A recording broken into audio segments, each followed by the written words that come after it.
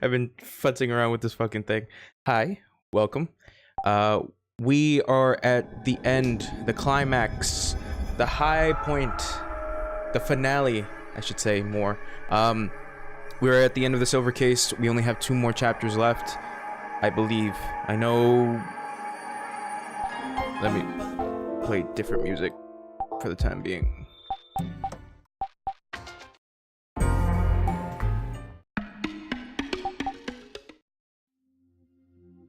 Trying to listen to the music. That one's fine. So for... Wow, it's really loud.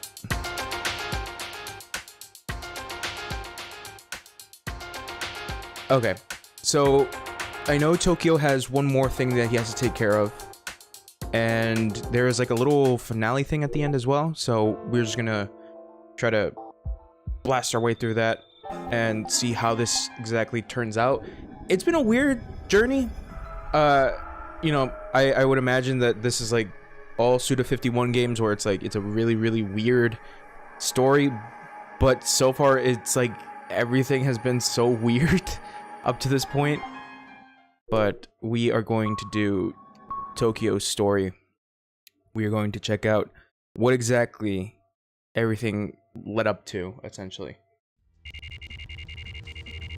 I brought my cup of coffee so I can drink and do the voices, because I don't know how long this is gonna be. I gotta reduce that volume.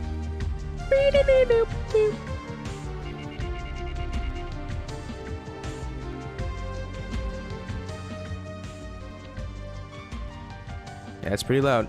Okay, I think I got it. Alright, time for more reading and bullshit.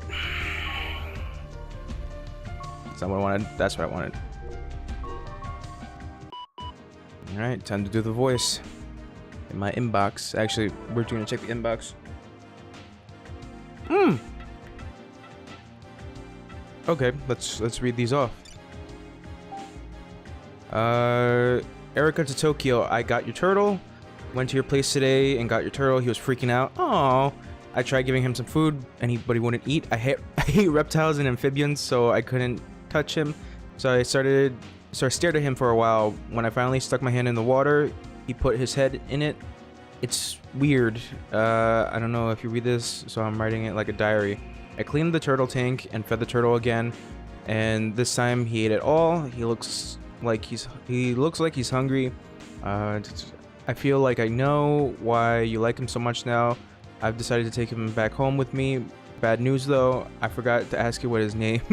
Maybe I just forgot. Okay. Oh no! I had to read the rest. I came back to this world. I thought I was done, but after coming home, I remembered my old life. Everyday life pours out of everything and takes over. Everyday life is filled with bullshit, but it's also full of some sort of kindness and as well. Fucking Christ! This is the high point. This is the high point. I'm me trying to read. But one thing that's different is the constant whisper inside me. They become an infinite number of shadows and were there next to me. Okay, great. That's great, Tokyo. I don't give a shit. I want to read more about Red and how his adventures were. Okay. Back to reading that. The turtle. The turtle won't calm down. Turtle looks like turtles are delicate. He keeps hiding under his island thing and won't come out. The tank was too big for me to carry home, so I brought the island thing and brought the rest of the stuff new. Oh, she bought it. He seems nervous. I'm trying to be quiet to avoid bothering him, and sometimes he peeks his head out and looks around. He's probably looking for you. That, or he's trying to get me to tell him where you are. I don't have anything to say to him. I don't even know where you are or if you're even alive or not. Was that it? The email? Yeah, that was it. Okay. I got the turtle a week ago. I got a bunch of stuff to clean his tank with. It looks really nice now, but the turtle flipped all the new stuff upside down and pushed it under his island thing. Looks like he didn't care for my presence. He keeps kicking sand all around the new stuff, so I took out all the things I bought and gave him back his dirty things. Aww. Wait. I saw Flutter. Oh. No, because there's a thing that turtles do where they kind of flutter their like, I don't know how to even pronounce it. It's not even like, it's not fins, but it's not paws. They're claws? Yeah, they're claws. So they kind of flutter their claws. It's a cute thing. It's been a month since I picked up your turtle. I haven't heard from you. Sometimes I imagine you've been cursed and turned into a turtle. The turtle sleeps, wakes up, and eats. He's just keeping on living because he has nothing else to do. Sometimes he cries. I've never heard a turtle cry before, and it sounds something like ki or ki, like a sort of sad sound. This is the sound like when the turtles cry. I guess time will just go by like this. Will I ever see you again? I don't want that. There are still lots of things I want to say to you right now. Oh, sorry, I misread that. Right now, I just want you to come back. If you were to come back, I want to touch you.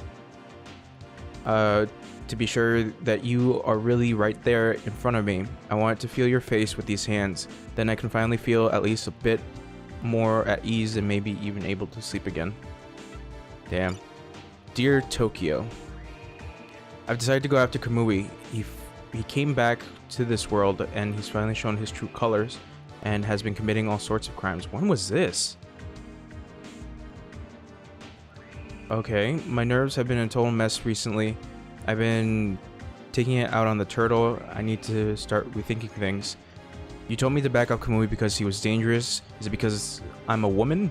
If so, then as your partner, I'm pretty pissed off. Kamui's partner Ayame killed people for Kamui. Not out of jealousy, I think it was from a more subtle, calm sort of emotion. I think that sort of murderer would exist. You don't Jesus, I can't fucking. You don't understand women, so you don't get that I could be your partner. I think that we could make amazing partners right now. I won't mail you anymore. Let me know when I can contact you again. I'll be waiting. I love you, Tokyo Morishima. I will probably always love you, Tokyo Morishima, the journalist. Oh shit. I'm gonna move around. Oh, sorry. Okay. My question is, when does this take place? Does this take place after Tokyo was going after the shit?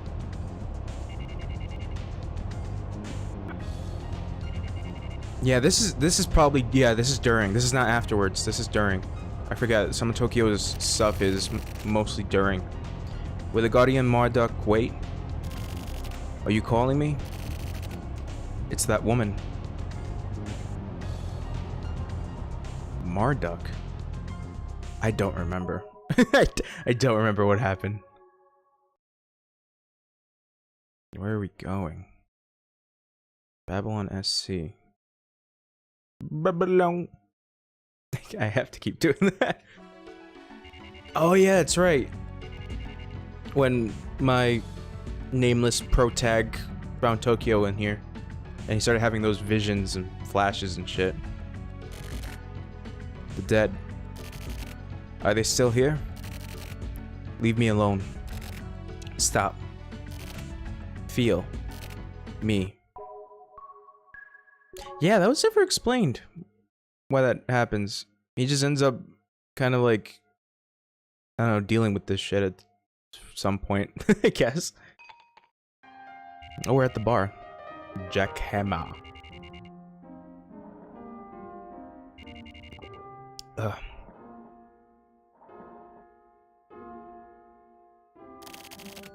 It's been a while. Yeah, it has. Did you go on a trip somewhere? Kinda, yeah. You don't look well. Really? You look rather sick, actually. Yeah. Mr. Morishima. Huh? Would you like something to eat? Yeah. I'll make an omelet. Lots of butter. It'll melt in your mouth right away. Should be easy to eat. Save the alcohol for later. How about it? Yes, please.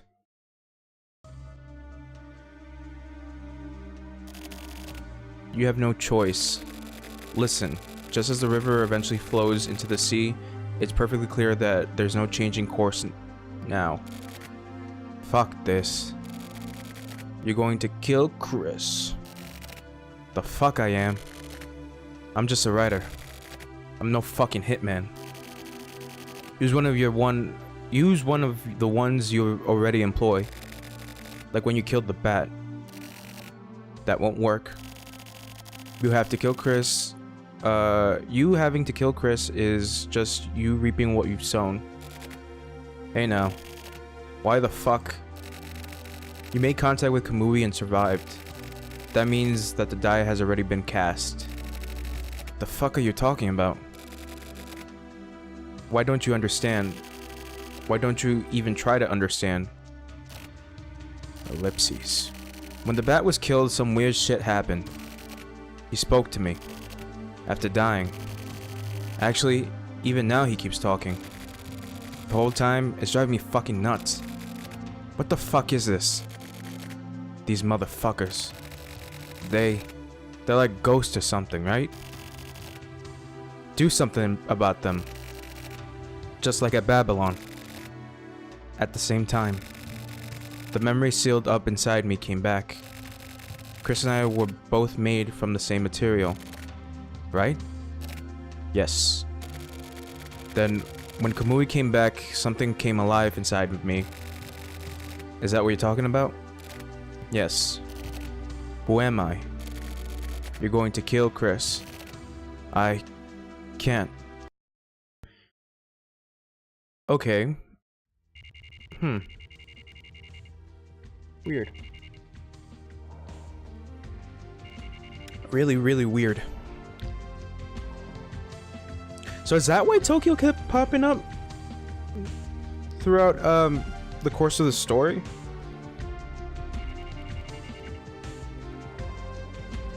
Yeah, that could be a reason. Because he just shows up at the building where we're gonna go hunt Kamui. Even though Nakatagawa was like, kill the person who's on that floor. It was a weird moment. Ah, a dream. I know.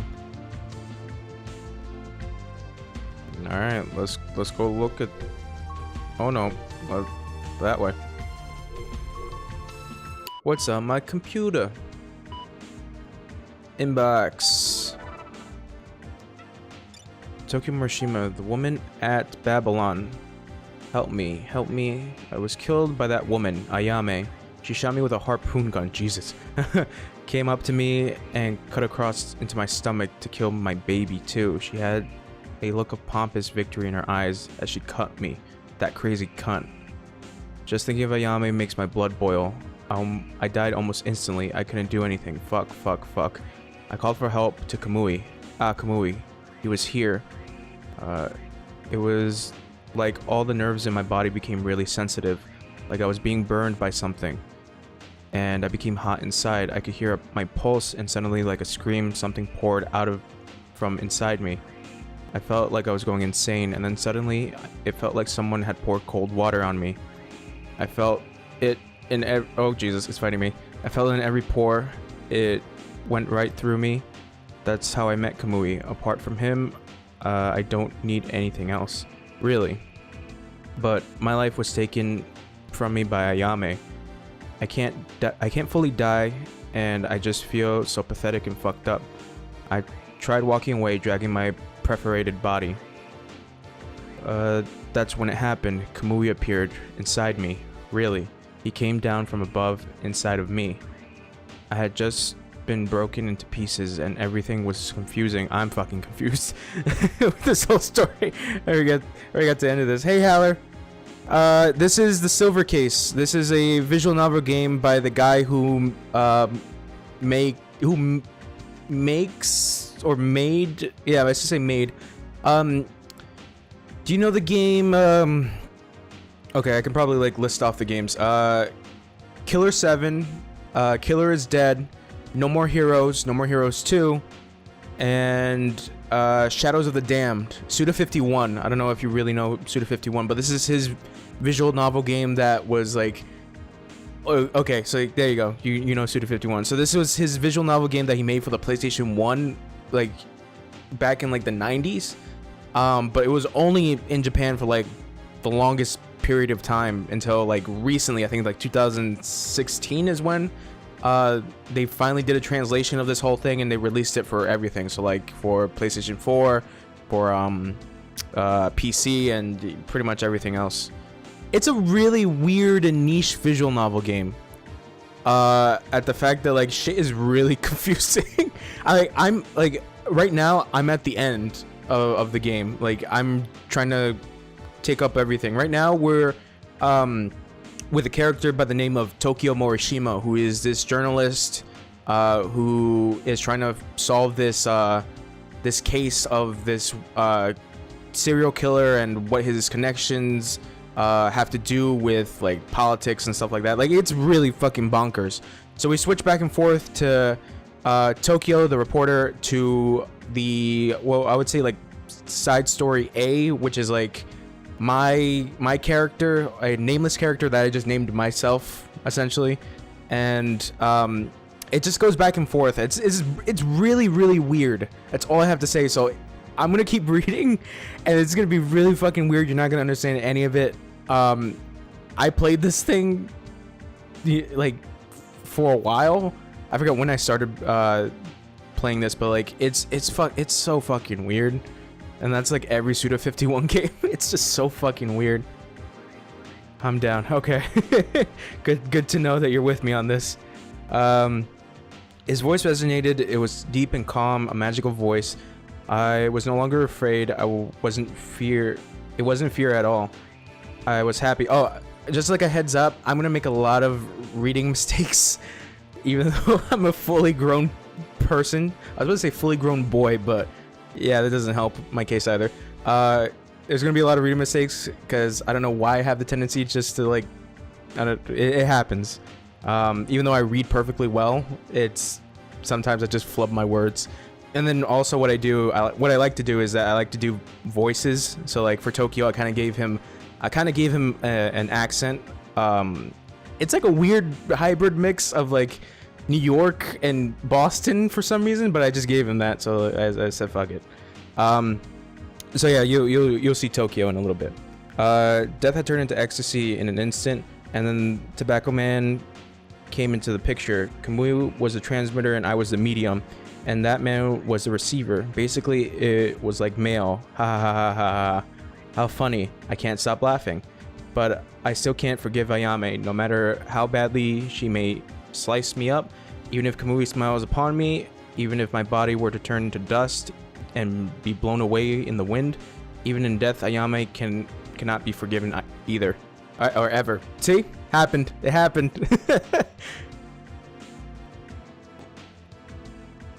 So what I'm gonna try to do when doing this, I like to do Tokyo stuff in like just one sitting, and then I like to take a break because when I usually do the voices, it kind of like it parches my throat.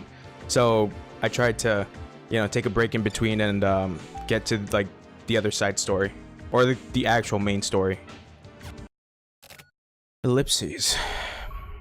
So yeah, Tokyo, it's a really weird game. I think people should try it, but it's not a game that's like, what's what I'm looking for? It's not like it's very niche, I should say. It's very niche. It's good, because there are moments where like they have moments where things are explained, certain characters backstory are like revealed, and it's really cool, but the main plot gets really confusing, and it kind of like I wouldn't say it hinders the story, but it just makes it kind of nonsensical. Oh shit, I misread. I didn't even read it. Of the usual. Huh? Oh hey, it's you. I haven't seen you in some time. Yeah. I assumed you were the kind of guy who wouldn't quit smoking even if he died. Had you given up for a while? It's pretty cold, huh? It's winter, son. Winter is cold. Yeah. Maybe you were sick? It's already the end of the year. Let me see what... Right down. Oh, hi! I don't know if I'm spelling this correctly. Umen. Like many Suda51 games and many Japanese games in general, with a silver case, the player has to suffer a bit through boredom, annoyance, and confusion to get to some of the real. No, like here's the thing. It's a really good game. I really enjoy this. Like, you're right. There are moments of annoyances where I'm just like, I get confused because there are certain plot points where it's like, okay, Umen, thank you. There are certain plot points where it's like it kind of like it's shoved into your face and it's like, okay, that's great, I understand what that means. But then there are some things where it's obscured and it seems like I'm the idiot. Like I feel like I'm the idiot because I don't understand it, because I want to get the story, I actually want to get it down. But like the whole reveals and like the things that were shown in the past cases and like on Tokyo's side of the story, that's why I really enjoyed Tokyo's part of the story. Because of the fact that it does reveal what happened in the previous case and what the meaning of the previous case was. I really enjoy it. But you're absolutely right. You're absolutely right. It has moments where it annoys you and confuses you, like a lot of Suda51 games. Are you even listening to me? What's the matter, boy? You got wax in your ears? No. Here, your smokes. Oh. Had I paid yet? Yeah. Oh, okay. Well then. Christ, I should have taken the money. Hope that guy's okay. So yeah, I've been playing this for like a really long time at this point because of the fact that some of the cases go on for like hours.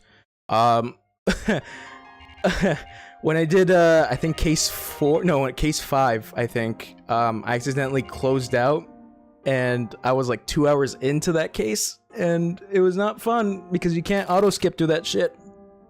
So I had to auto-skip through that, and I eventually recorded, like, the end of that. I didn't know that at the end of case 5, it's just like, it's like, oh, it was like this weird thing. The first Tokyo chapter is really boring for me. The other ones are good, though, the overall... I think the game was good. Yeah, no, I agree with you. Tokyo's first case was really, like, oh, it was really boring. It was a drag. But no, like, everything else besides the first one starts to get really good. Especially the stuff with, it was the chapter after, what's it called? After the terrorists, after the bombing. I forget what the case is called.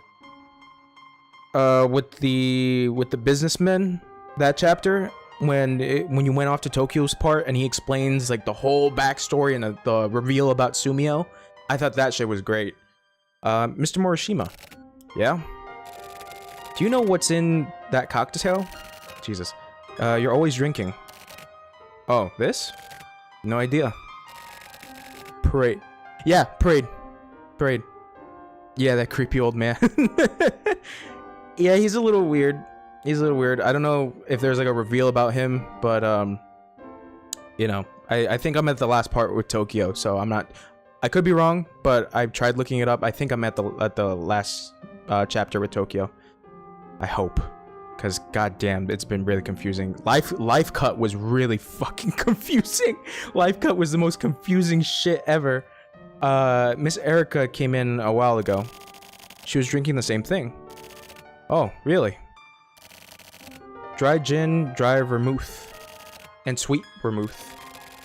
1/3 of each. You mix the same amount of each together. Jesus.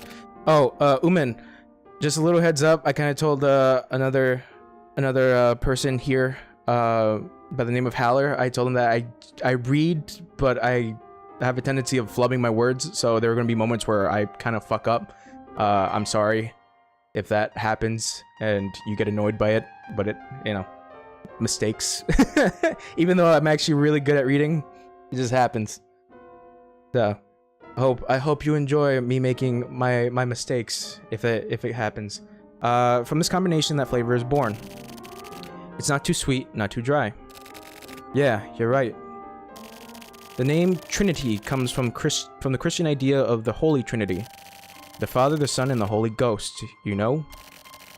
The drink is also called a perfect. Perfect, huh? Does anything perfect even exist in this world? By the way, if you want to post your schedule at the bottom of your channel, you can use widget Streamlabs countdown. I saw that you can do that, Haller. Yeah, I should really get on that. That's the thing, is that like I kind of like fluctuate on what I do, but I think with like now this week I'm gonna try to I'm trying to get more organized with when I stream and how I stream. But the thing is that like I have so many free days because I beat a lot of games last week, so I gotta figure out what exactly I'm gonna stream that week. Tomorrow I plan on streaming Final Fantasy 13, so I don't know if you guys are interested in that tomorrow, because I have no idea of, you know, what goes on in Final Fantasy 13. All I know is that people kind of like it and people kind of don't like it, and I decided to do it because, yeah, just for the sake of it. And plus, I don't think on my free time I was ever going to start playing it.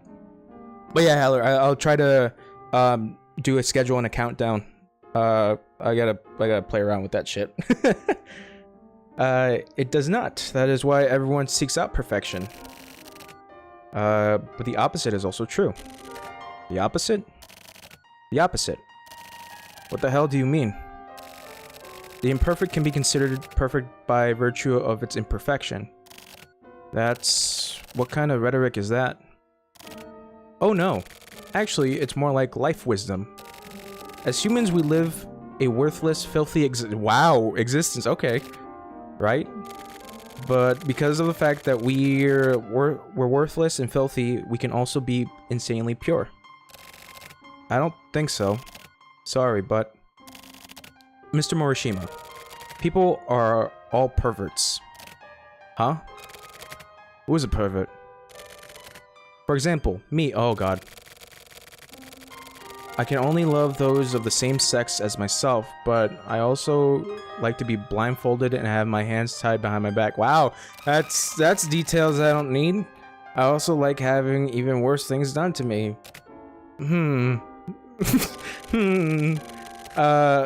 But I spent a lot of time searching before I found myself. Lots of conflict, hesitation, and trial and error. Haller, we shouldn't even judge, okay? We're sick perverts too. Do you remember about yesterday? The fucking stupid shit we talked about. And then I finally accepted my true self. Yeah, take that. It was a real discovery. Purifying your own heart and mind is the key. You need to slowly crystallize it. If you can do that, then all you need to do is let yourself go. Let myself go. Let yourself go. Forget about the Trinity. Do you have regular beer? Yes, we got ice cold beer. Oh Jesus. Oh yeah, we're back to this. Allow me to explain. If you want to listen, then lend me your ear. And then engrave it into your heart and make your own past perfect. Listen. You're one of the you're one of the sheltered kids. You're one of the children in the very first experience. Oh my god, that makes sense! Oh my god, that makes sense! Sorry, sorry, Haller, this is like a dumb story thing. Uman knows. Haller, this shit is just revelations happening right now. You passed through a really high level program, but one day a sort of defect occurred, and you started slipping, and then eventually your personality began to break down. Due to this, in the end, you were treated as a bug and had all your memories erased and were reverted to normal life. My memories were erased? Yes.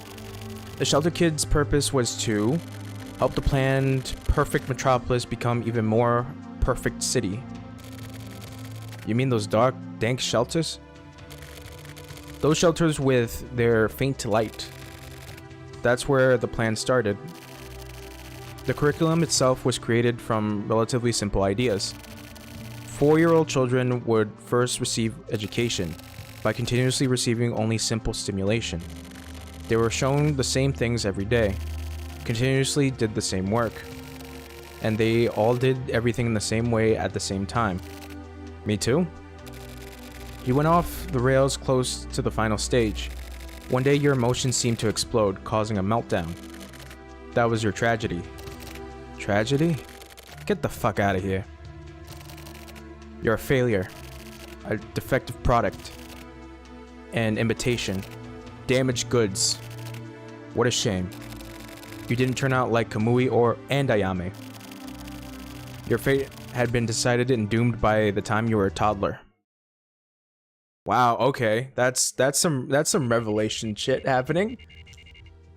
It kind of makes sense. Because of the fact that Tokyo was adopted.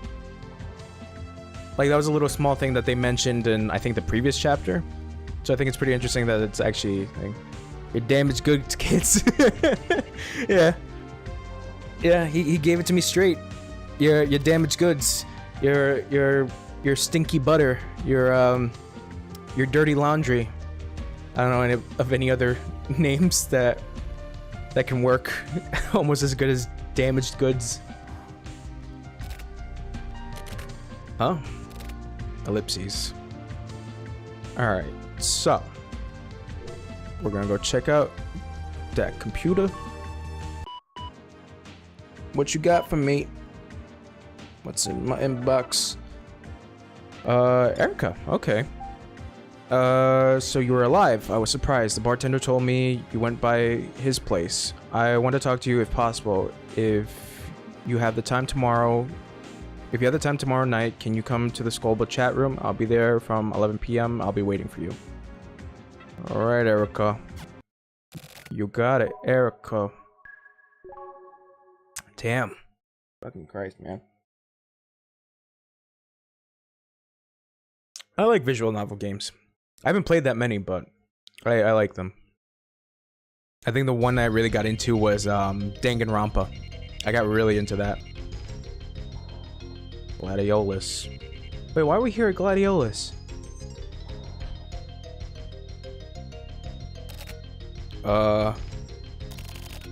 Doki Doki? Doki Doki. You mean the literature club game? Is that what you're talking about? Because I was like, Doki Doki. Yeah. Oh, I do. I have it. I actually. Here's the thing. I'm kind of split because I kind of want to make Wednesdays my visual novel nights. I do have Doki Doki Literature Club, and then I have Danganronpa V3, and I've been like kind of like going back and forth of what to play. I don't know where I can start, because I heard Danganronpa V3 is really good, and then I heard Doki Doki Literature Club is really good as well. But the thing is that I can't really do female voices, because but I mean, if I were to do it, I guess I'll just make up the voice at this point, like I pretty much did with this. I can feel you, Ayame. I mean, it can work, I guess, maybe. I'm trying very hard with my mix of New York and Boston accent with Tokyo. It's a struggle. It's a struggle. But you did the grandma's voice so well. Cause it's funny because I try to do voices based off like either like people I mimicked, not even mimic, just like Okay, the thing was is that there was this lady that did study hall for I think my junior year of high school, and like she had a very very high voice, and I was like she was an old lady, so me and my friend Wesley would talk about how, you know, the good old days with her, and I eventually just started doing that voice because of like it was like dumb jokes, but that's pretty much my old lady voice. I wish I could have been raised like some sort of pitiful flower.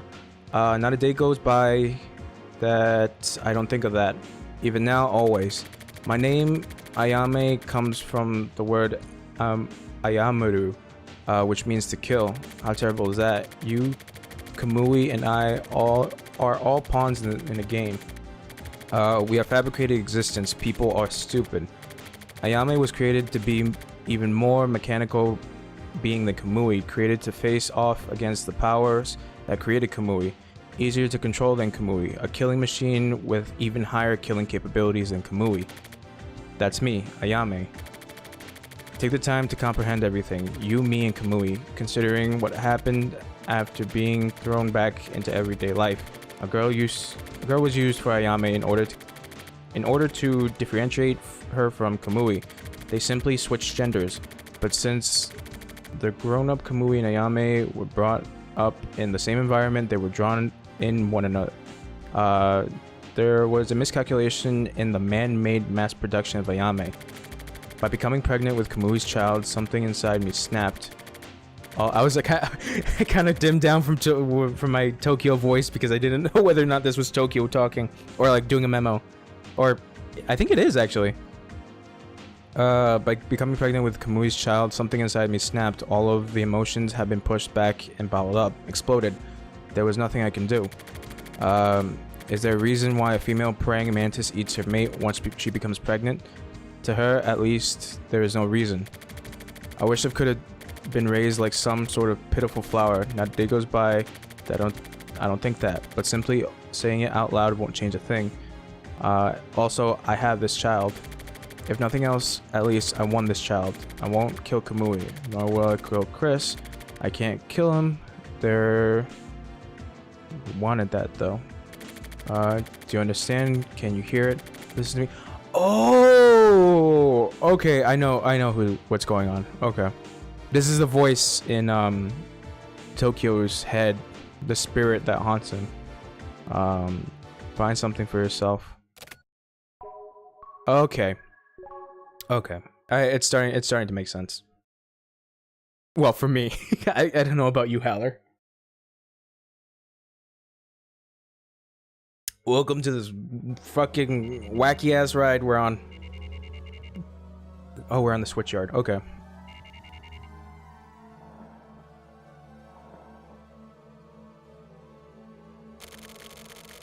You wouldn't be missed if you died. No, wait, you're already dead. Ah, yes, dogs do love each other. Old man, just fucking stop. Feel me. Yeah, I remember that chapter. I have no idea at this point. The end of the of Life Cut was so fucking weird, and it's just, I don't know. It was a really weird experience for me. Cause I was like, okay, the story is like relatively grounded, and then like the shit at the end of Life Cut just happens, and you just have this guy spitting in a desk chair with like a brain that's like in the ceiling, and then the guy, one of the detectives is like, you gotta kill your past, and then he's like shoots the guy in the chair. It was fucking weird. It was yeah. That was a trip. that was a fucking trip. Ah, to the chat room.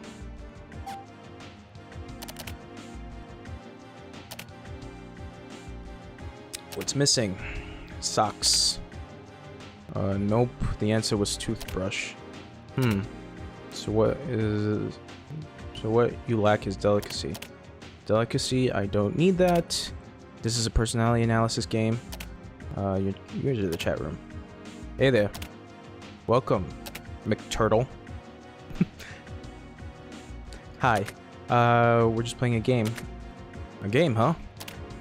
Do you like games? Nope. Why not? Cause they have rules. Ha ha ha ha ha. What a badass answer. No future. You're so dumb. Well, he says you lack delicacy. LOL. Oh, do I? LOL. Delicacy is a necessity.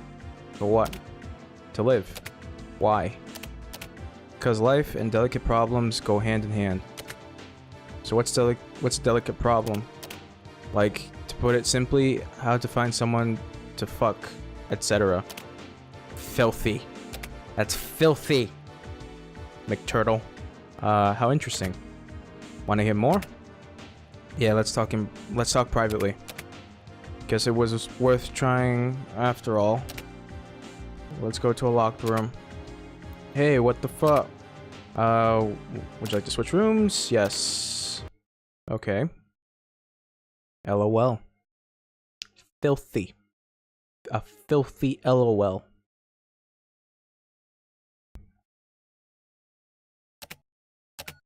Erica's here. You've entered the chat room. Chat room has been locked.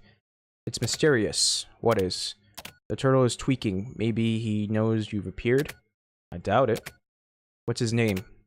The turtle's name? It's Red. Red? He sounds like he's doing well. Yeah, pretty well recently. The turtle, right? Yeah, Red. And you?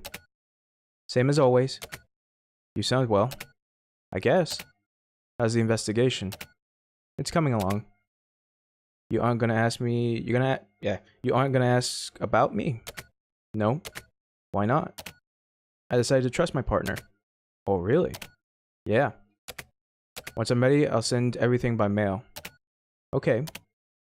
Do you know about the sheltered kids? What? It's the key for a certain set of incidents. What kind? A bunch of kids who were raised like bees inside a shelter with no sunlight. 20 years ago, 1,440 kids got gathered together and educated in underground shelters. This education went on from age 4 for 4 years, starting before the kids knew anything. They were administered a perfect curriculum. Through the eradication of the self and a special kind of brainwashing, they were purged of impurities. It was meant to produce perfect and pure children. This entire plan was integrated into the city planning of the 24 wards. You should look it up. I'll check into it.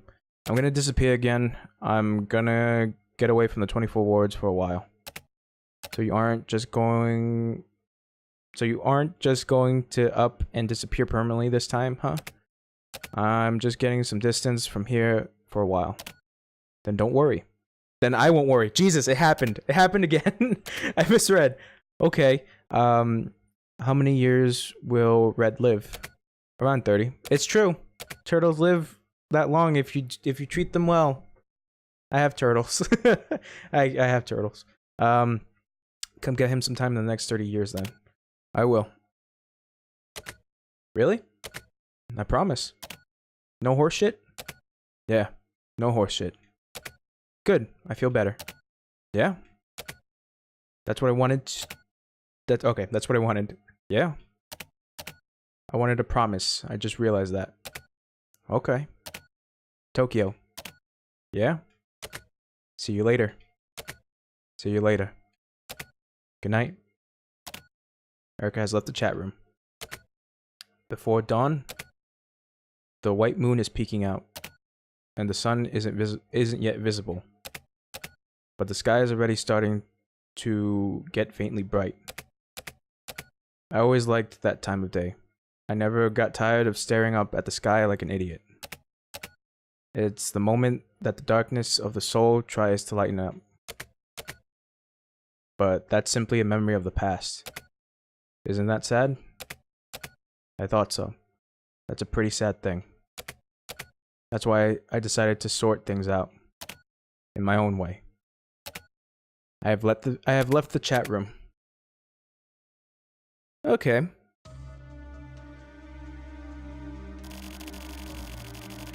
It all goes back to the city planning from 20 years ago. There were all sorts of citizen activist groups working in this area. The government was at war with itself over city planning revisions. Jesus. Hachisuka was a lieutenant in one of these activist groups. That's right, Hachisuka, the current mayor.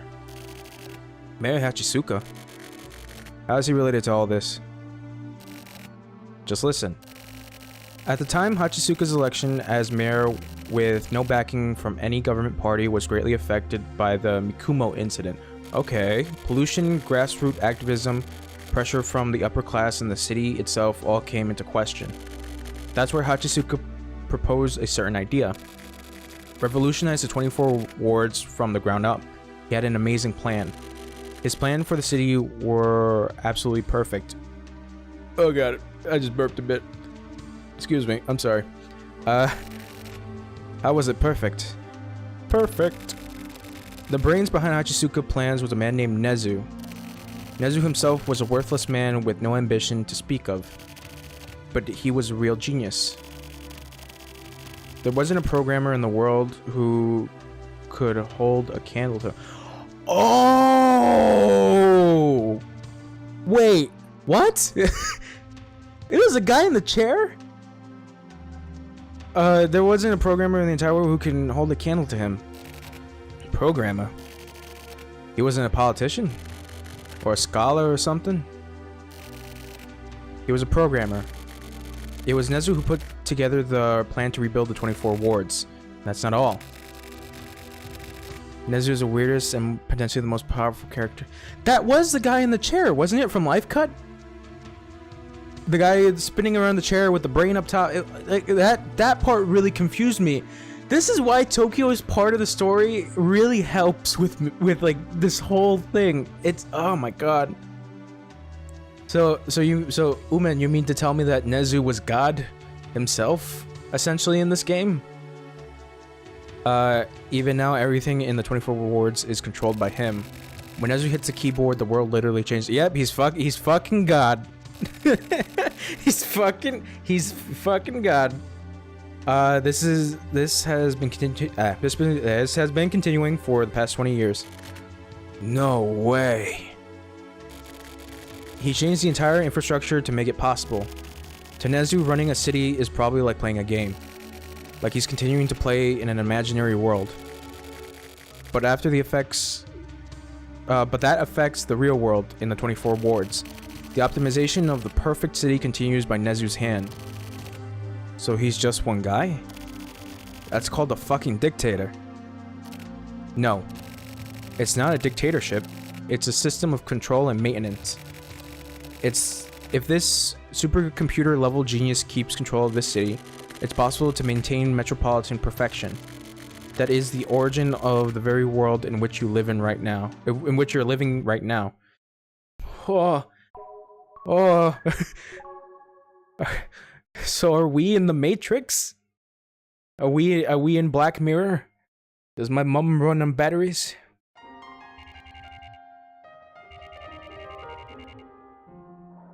So stupid. Jesus fucking Christ, man. This story's got me in a loop. Do you know what my biggest problem is? No. But I'm sure you have a very good idea. Yeah.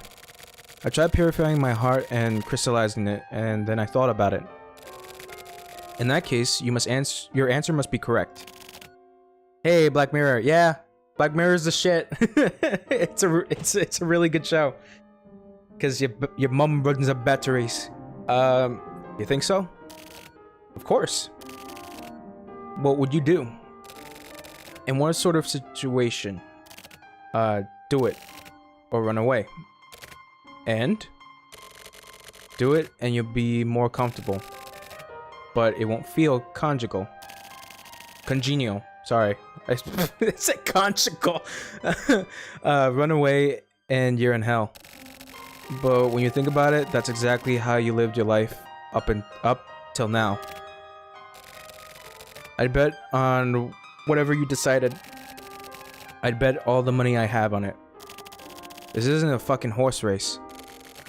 You're welcome. Huh?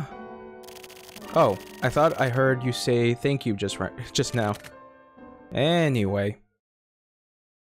Ah, God. Are you up to date, Haller, with Black Mirror? Or, are you still in the beginning?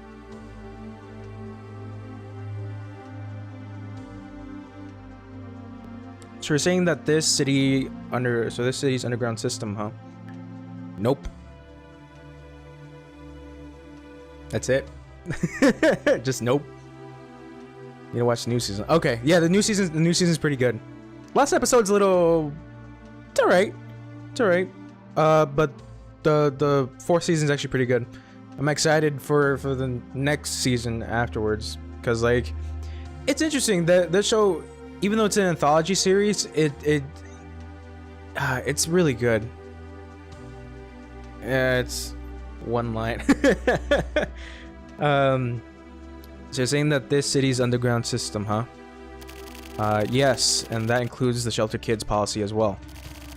So this Nezu guy was responsible for that too, huh? The Shelter Kids?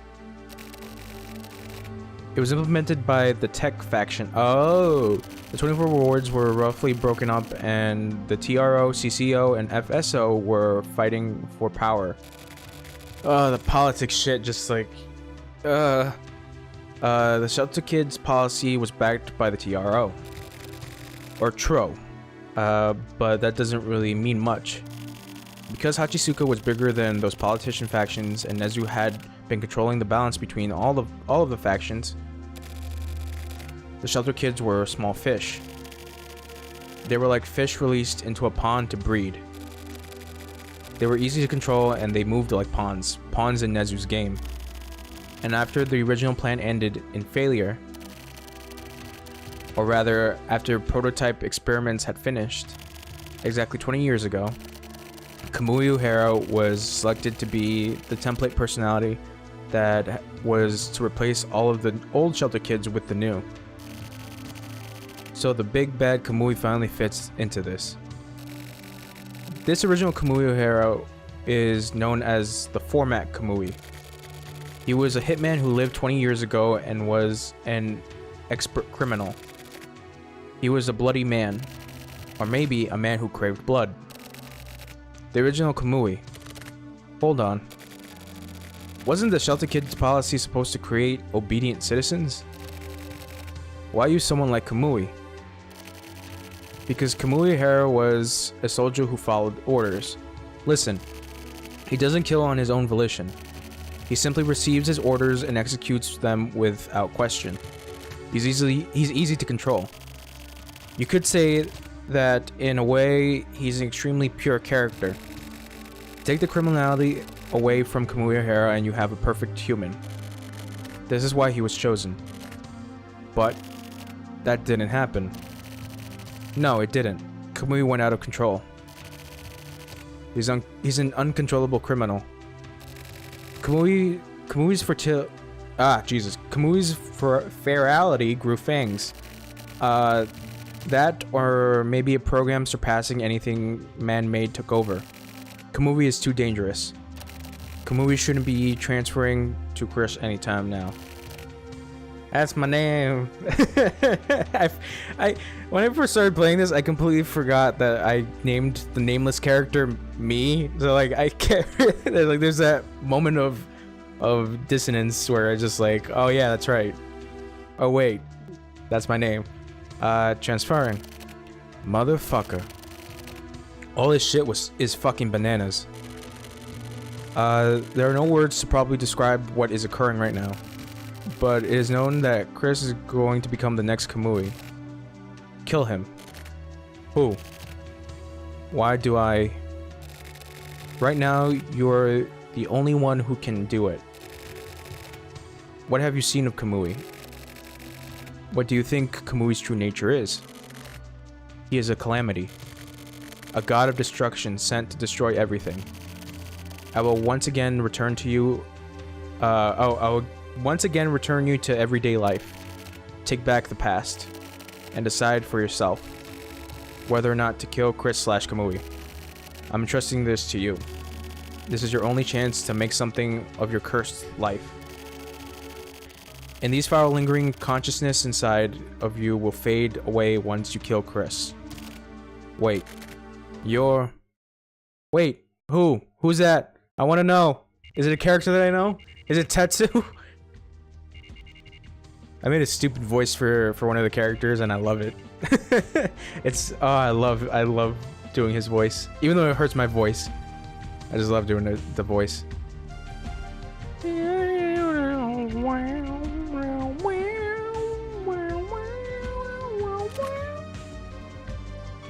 Alright, let's go back to the computer. There's a lot of this, I realized, but I kind of just dealt with Tokyo getting up and just checking his computer, because there's only like a few locations in Tokyo's part of the story. Oh. From Tokyo to Tokyo. I heard a breaking sound. It was the sound of a skull cracking open. Something hot rolled up inside of me, and I immediately knew that it was a lead bullet. The face of a man in front of my eyes suddenly blurred up. No way, this is bullshit. To have to accept death and on the eve of that day of fate. It's Nezu, the man who created the Shelter Kids. It was him. I knew from the beginning that Nezu would turn out like this. The man called Nezu was not to be made of light. He needs to be taken more seriously. Because selecting Kamui Hara was just Nezu playing around, he had meant to create a monster from the very beginning. He used Kamui as the big bad guy in his game. Like a huge in-game event. He was like Godzilla appearing from Tokyo Bay. He wanted to see how the world changed, how the city would change in accordance with Kamui's appearance. With a passion similar to hope, he created Kamui. Nezu himself is the ultimate Kamui believer. That is why I decided to back Ayame. Ayame is pure. She is one more pawn to use in the fight against Kamui. And she is actually a killing machine, closer to the format Kamui than anyone else. But apparently Ayame will not kill Kamui. This came as a surprise. And then that job was entrusted to a man who was simply a bug in the program. The situation is not acceptable. But, I heard a whizzing sound. The lead bullet flew at me. Gah! It was terrible. It was truly terrible. But there's nothing that could be done, is there? For me, time was stopped forever. Oh, Ayame. Oh, Ayame. Now my dreams of seeing you with my own two eyes will never come true. It's like a whistle blowing in another dimension. Nothing more than a phantom echoing vicariously from afar. Some deep ass shit. Forward by Ryu. Ciao! For some reason, the earlier had bounced back. It's a bit late, but I'll resend it. From you, Tokyo Morishima, how's it going? 3 cheers of the millennium, love and peace to everyone. I hope the coming year is a great one for you. Kiss. Don't care. Don't care. How lovely. Nice. Oh, get the. Okay, nope. From Tokyo to Tokyo. Subject, the client. Drink it all up. My very fate, all of it. And then to where? I don't know. But keep moving forward. That's my conclusion. I won't kill Chris. I'll simply let everything be. But I'm going to delete the memories inside this machine that is me. I'm deleting all my writings. Yeah, Haller, like this game, like Umen, I forget, when did this game come out? Like originally in Japan. Cause like it's based in like when the game came out, right? I think. I'm not sure. If you can clear that up, Umen, if you're still there. I'll simply let everything be. But I'm going to delete the memories inside the machine that is me. 97. So yeah. Yeah, so it takes place during the late 90s. Like 97, 98, 99. Yeah. So enjoy that. 90s. I'm kind of here, but I'm also watching episode Legion, so if you talk to me, I might not hear it. Okay, no, that's no problem. That's fine. Oh, I was wrong. It came out October 99. Okay. Got it. No, it's fine. If you're watching something, you can just hear me do my voices. At least someone's here to hear my voices. Same thing with you, Howler. I'm deleting all of my writings. If I disappear, you're sure to come here. And then you'll delete this yourself. I was able to hear the voices. When you find out about the lingering consciousness, and when you finally open this mail, the virus.exe file will go to work. This is my first and last game. After that, I've decided to keep on living. Because even someone worthless has at least part of a soul. That is how people live. That's what I finally learned. After living everyday life in this world, even without hope, even in great fear, even when continuing to drag along that which no longer has any value, one can go on living. Specifically because of our imperfection, life is meaningless. Don't you think so? Don't you? Okay. Take it slowly. Get the feel of it. Walk my path. Inside a dream. Pick a flower. Bathed in moonlight. Feel the love. Everything is as it should be. Everything is in front of you. Everything is for you. Keep moving forward. Together with the light.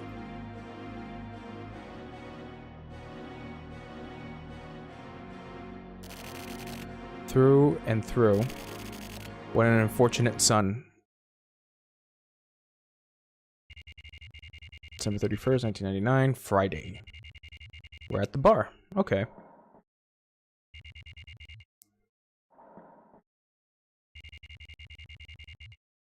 To the year 2000. Oh! Okay. My head on the... Oh. Oh. Ah. I fell asleep. Guess I drank too much. Anyway. Huh? What's this piece of paper? Once you've locked up, I want you to toss the key inside the shop from the gap underneath the door. Ah, fuck, I skipped over the that's fine. Huh? My tail isn't exactly long enough to stick in between my legs, but whatever. There's no escape. Shut the fuck up.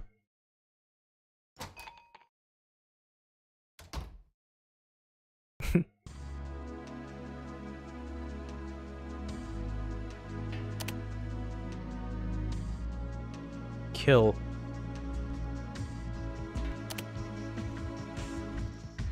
Once and for all. Listen.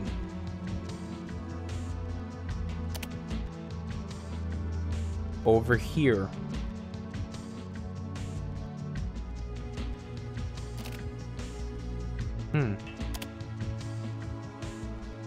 Hee hee. It's stupid.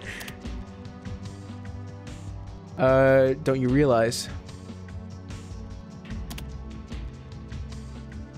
It's pointless.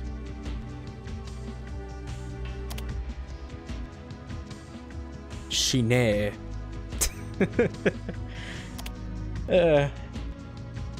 Suffer.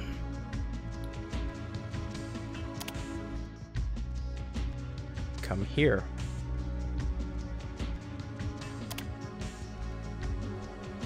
You're insane. Yep, I know this. That's a fact. Fucking lingering consciousness bullshit. Will I ever be able to accept them? Will they finally just disappear one day? Will I end up unable to take it any longer and simply go insane? Oh god, that was really, really bright. Fuck off. Oh, it's really bright. Oh! Oh, it's the end of the fucking chapter. Oh, there's another one. Is this guy bipolar? Okay, so some weird shit has been happening throughout the whole game. I'll try to sum it up as I can. He, in the first chapter of his part of the story, there was a thing that happened where somehow this soul essentially of this dead person kind of went into him and started talking to him. So with this chapter, it just explained the whole thing with him and basically saying that the voices won't go away until he's killed, my character. And it's this weird thing where a spirit is talking to him essentially. And yeah, you can say that he's bipolar if you want to sum it up. We're going to go to that one. Okay, so we've done that. Then there's that case. There's Hikari. Okay, so we have to do case question mark Danwa.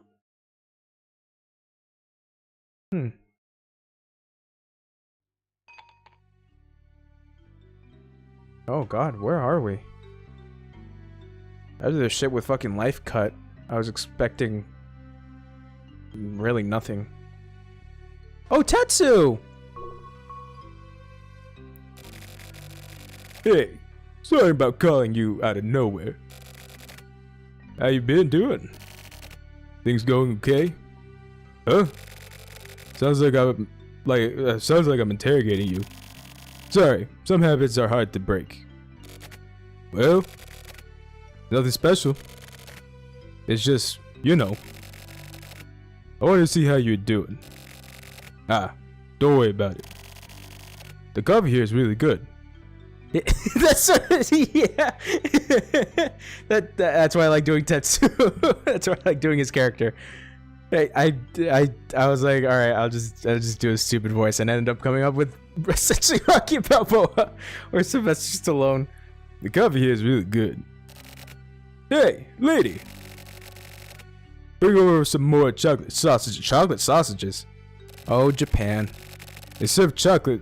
The chocolate they serve here is imported from Burdett. They're famous for it. Totally different from the crap you can just get anywhere. Yeah, this is my shit. Anyway, with Sumio in jail. That's unfortunate. But you seem well on your way. Doing really well on these assignments. But I guess it's about time, right? For the truth to be known. But even truth isn't that big of a deal. Don't expect much from it. Like your sister being abducted by aliens. Or that old guy smoking over there turning out to be your father. It's nothing nearly as dramatic. So just don't expect too much of it. This is the truth regarding the silver case. Kamui Hara killed some old folks. That is the silver case. But that's not even the truth. At least, it's not accurate. I didn't kill Kamui. I killed the old men. And then, Kamui was killed by the old men. He'd become a plaything to the old men. The eyes had been gouged out of the dead body. Kamui's eyes were gone. Silver eyes. Kamui Hara was no hitman. He was your average civilian. Except for one thing. His eyes were silver. And do you know why? He was ageless and immortal. Can you believe that? It's ridiculous, right? I don't believe it either. Who would make up some dumb shit like that? Am I right? I mean, that's what you think, right? But that's what the silver case was. We were tricked. This Kamui, who do you think he was? The guy with the silver eyes. I watched those old men fight over Kamui's eyes right before my own. A bunch of old men brawling. It was hilarious. They went for weak spots, shoving their fingers into each other's nostrils and asses. Sorry. We shouldn't talk about this over food. So then, there was only one left of the old guys. He gouged out his own eyes and put Kamui's eyes in. Oh, Jesus. It was gruesome. I feel sick even just talking about it now. But I couldn't believe it. In an instant, he was young again. The old man caught on to me. I had my 229 and... Oh. I gave that 229 to Sumio. Well, anyway. After that, I aimed for his forehead. And he just laughed. I laughed too. And I shot twice. Game over, man. That silver was magnificent. Gleaming in the light. If he'd been a woman, I'd felt bad. Those silver eyes. A certain man owns them now. Hey, Chris. Who do you see in front of you? Psych. It's not me. I had no idea at the time about eternal youth and immortality. If I had, I would have made sure to kill that fucker. I'll never forget that face. I feel like shit whenever I see him. It's Hachisuka, not Chizuru. Oh, it's Mayor Kaoru Hachisuka, the current mayor of the 24 wards, our despot. He's Chizuru's grandfather. His real name is Uminosuke Hachisuka. That whole father bit is a lie. That creeper gains his youth from the silver eyes. He killed his own son and has been using his son's identity. Wow, that's fucked. That fuckstick is pure evil. Oh, and get this. Chizuru and that reporter are siblings. Whoa! Okay, that's okay. I didn't know that. What a waste. Using your own grandchildren like toys? Well, let's take our time and get rid of them. It'll be a new age soon. Aren't we lucky to be born in this age so that we can witness such a wonderful moment? It's fucking awesome. And so, I have a favor to ask. It's important. It'll affect you from here on out. It's a very delicate problem. That's not even brought up again. I forgot about that. It's not brought up again. It'll affect you from here on out. It's a very delicate problem. All truths are concealed here. Chris? Give it to me straight, Tetsu. Let me 50,000 yen. You sat in position for a long time. Oh my god! Yay! Oh, sweet lord.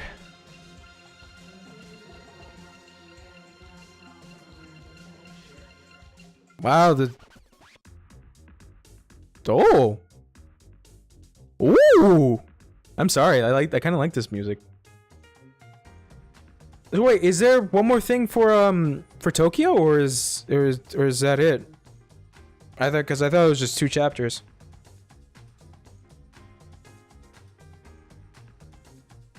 God damn.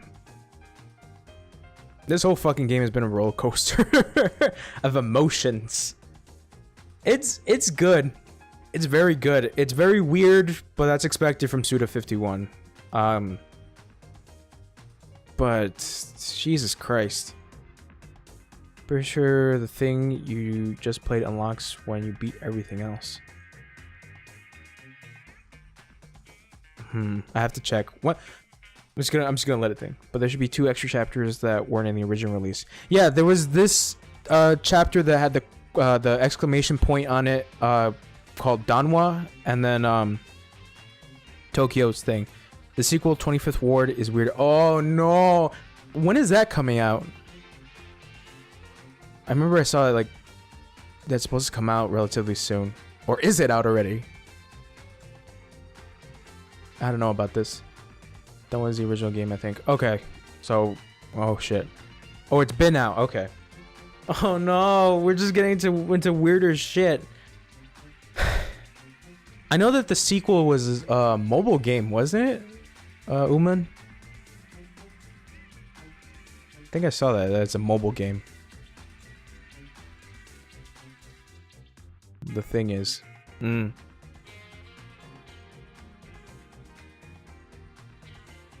There's an interquel called... Yeah, I heard of that game. Called Flower, Sun, and Rain. Which 25th Ward does make reference to. Oh, okay. Have you played Flower, Sun, and Rain by any chance? Because I know there's a DS version. So you may want to wait for that to be remastered, which it will be at some point, and play that first.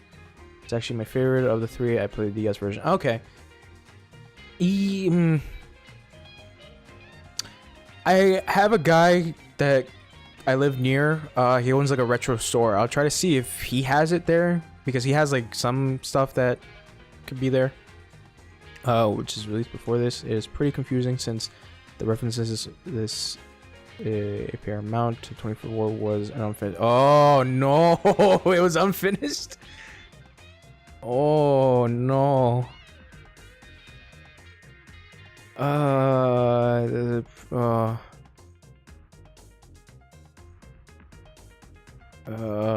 Jesus.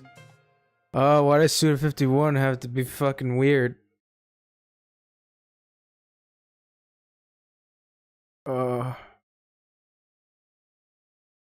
They finished it though. Okay. Oh, Jesus. Kusabi, we got a problem. Oh? What is it? What are you doing here? We need you on the scene ASAP. What? What the hell is it? Oh, yeah, this guy! Kusabi! It's Kamui. Kamui? Kamui's right here, retard. So what the fuck are you doing here? Sorry for not contacting you earlier. This isn't the time for apologies. Mary Hachisuka has been... Kamui again? At a time like this? Come quickly. Come quickly. Please. Wait a second.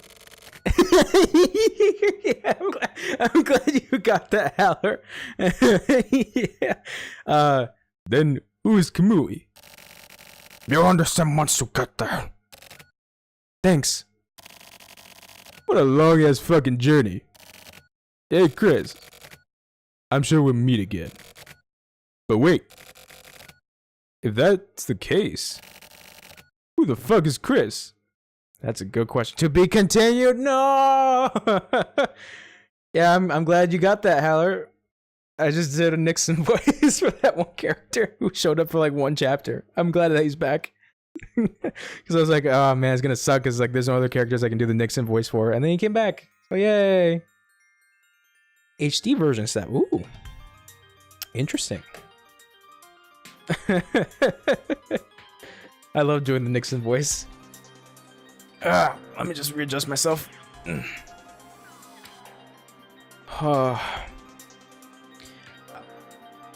don't know what I was gonna say, but like I think I don't know how to feel about this game because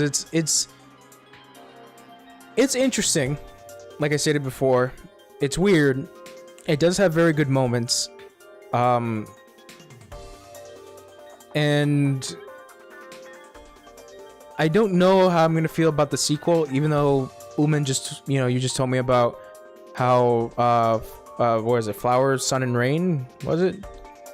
Yeah, Flower, Sun, and Rain is, like, reference to, and the thing is that I would like to understand that reference, so I would like to play that game as well. And I saw the art for the 25th Ward. It's very weird. I don't know if I would get used to it, because I really liked the art in here. Like, the art here was really, like, it was really nice. But I don't know, it's just like, this is so weird. I'm glad they actually, like, explained the whole thing with the guy in the chair with the brain on the ceiling, that essentially he was God. It's not referenced too much, so you can play it if you really want to. I'll try to look for that game. I'll try to see if the guy that has the retro store has it. Oh god, he keeps all his DS games in like a case, but the thing is that like he has it stacked. So I would have to check if he has it. Yeah, I'll probably go see maybe Saturday, because he opens early on Saturday. What's tomorrow? Tomorrow is, all right, today's Thursday. So yeah, tomorrow being Friday. Yeah. What stores have databases? Yeah. Flower, Sun, Rain, too rare for a game you can get on Amazon. I have to see how much it is on Amazon, because I'm a little tight on budget right now, Uman. I'm a little tight right now. So yeah, Danwa. Here we go. Okay, so this is Tokyo's thing. Yami. So yeah, you're right. This is the extra chapter. Or unless Tokyo's thing has another extra. Oh shit, he's in the room. Hey you. Yeah, you. Why are you crying? You hurt yourself? Hmm?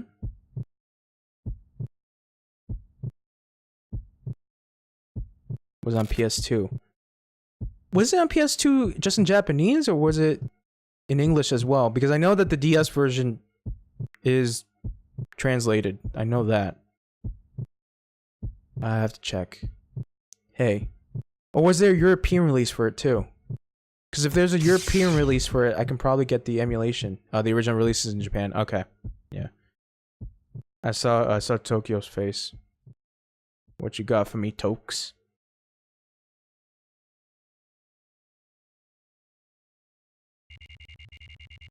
May 2nd, 2001, Wednesday. Japan PS2 only. Okay. Yeah. Yeah. Weird that it came out for the DS. Like, I just out of nowhere. I just find that a little weird. But I have to look up the price. Sir, excuse me, sir. There you go. That's my woman voice. Huh? Huh? What the hell? Sir, your alarm. Alarm? Your alarm has been going off. Oh, my computer. Oh. Whoa. What's the word? Know thyself, Socrates. The bat is always watching. Oh, that's nice. Oh, is that from Slash? You know who I am, right? Did you think I was dead? I was indeed killed, but I continue to exist as a program on the internet. I'm still getting used to it though. I'm still taking time to grow and develop, so please keep that in mind, okay? I'm just here to say hi for now. My personality isn't quite fully fleshed out yet, but I'm sure at what I do, I'm good at what I do, so I'm sure to come in handy somehow.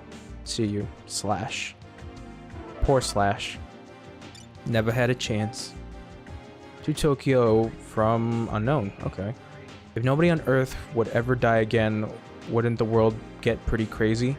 The planet would be lousy with humans, and people around the world would probably start killing each other, but nobody would die. Even reduced to chunks of meat, they'd continue to live. Once that chunk of meat becomes garbage, the soul only would remain and live on.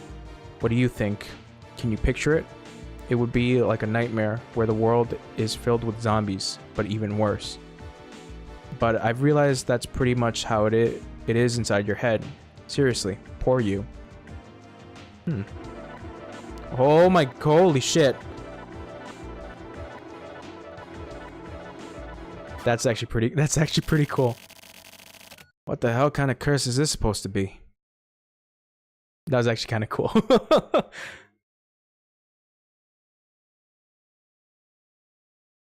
I like his shades. Old man. Old man. Huh? Oh? You were having a nightmare. Oh, I was just sleeping. Old man, are you crying? No. It's Mr., not old man. Anyway, my eye was just tearing up a bit. Isn't that called crying? No, bitch! It's just a tear in my eye! No, my eye is just kinda weird. Your eye is weird? Yeah, that's what I said. 25 bucks, I'll just ROM it. Okay.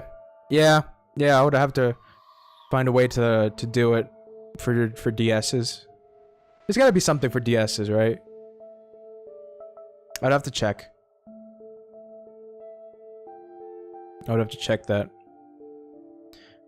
C, yeah, okay. So I'll probably do that. I don't know. Should I? If it doesn't work, I'd have. Oh yeah. I'm just going. I'm just blubbering out. But yeah, I would have to find something in order to ROM it. Or like I said, I'll try to go see if the guy at the store has it. But if he doesn't, then yeah, your idea is good, Howler. See, it's only one eye that's tearing up, right? I've got a problem with this eye. So don't get too close. I found the ROM. Oh, you... sorry, don't get too close. So, sorry, but I'm not very good with kids. Who are you anyway? My name is Catherine. Lady Catherine. Your seat's somewhere over there, isn't it? It's okay. There aren't any other passengers. What's that curse anyway? Huh? You said it while you were having a nightmare. Well, if I know. What's up with that eye? Quit looking. I want to see it. Look too closely and you'll get possessed. How come? Because it's a cursed eye? What? What kind of curse? A curse is a curse. You'll get cursed too if you get too close. If you're not gonna tell me, then I'll guess. Guess what? What is this, some kind of quiz? Eyes that peer into the darkness. An eye scraped out. With a knife. So you stole that, huh? What the hell are you talking about? I'm kind of right, aren't I?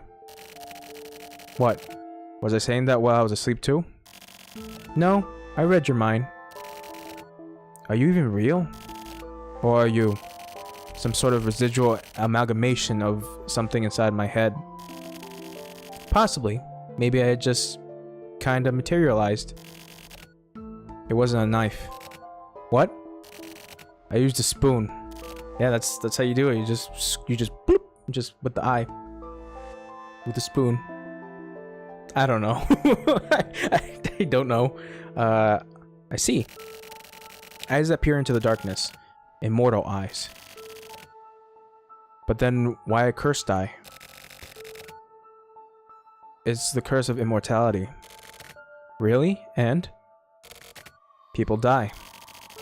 As for why people die, it's because they're programmed to die. If you aren't killed first, you'll die by the program. Being immortal doesn't mean that you've gained the superpower of immortality. It means that this fatal program has been forcefully suspended for a while. Forcefully? If that enforcement continues, weird stuff happens. It's like continually punching a car's gas pedal with the muffler all plugged up. It goes against the laws of nature. That's probably why things like you turn up. It's all a part of the curse. But you did steal it, right? Yeah. From your father? Yeah. But you could also say that it sort of took over me, actually. The eye chose its new host. I don't know why. There may not even be a reason. But that's the path you chose for yourself, right? I guess so, yeah. But the past can't be thrown out easily. The past loops around again and again and catches up with you. The past is something to be killed, isn't it? Right? Wait, did Tokyo just take one eye? I didn't see the art in the start of this. Our flight will be arriving to Los Pas Airport. A jagged wooden spoon. Yeah. Ugh. Ugh. Ugh. Ugh. It's the only thing that was there. Just a jagged wooden spoon. Please return to your seats to their upright positions. We're almost there. Lopez is an island from Flower Sun. Jesus Christ! So wait, does Flower Sun and Rain have any characters from the Silver Case? Or nah? Or nah? There is a reason. Just like this airplane has its destination. What can you do?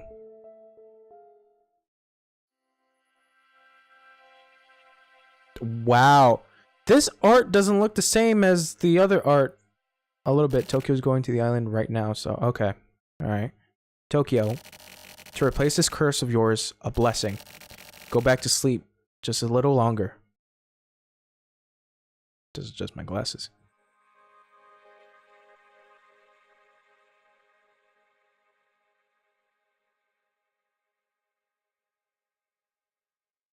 Okay.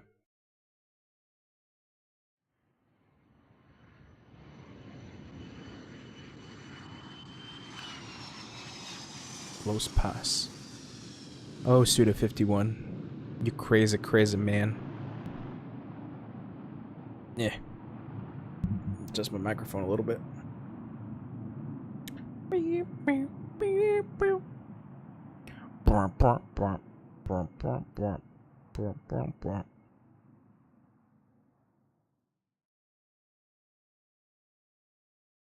Oh, well, that was the end of it. Yummy.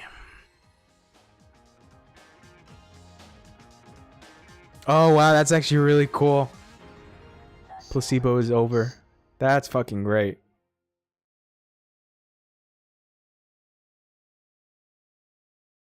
It's funny. I like the fact that his Tokyo's part of the story is called Placebo after the cigarettes that he smokes. I think that's actually a little neat detail. Yes, I like to save the game.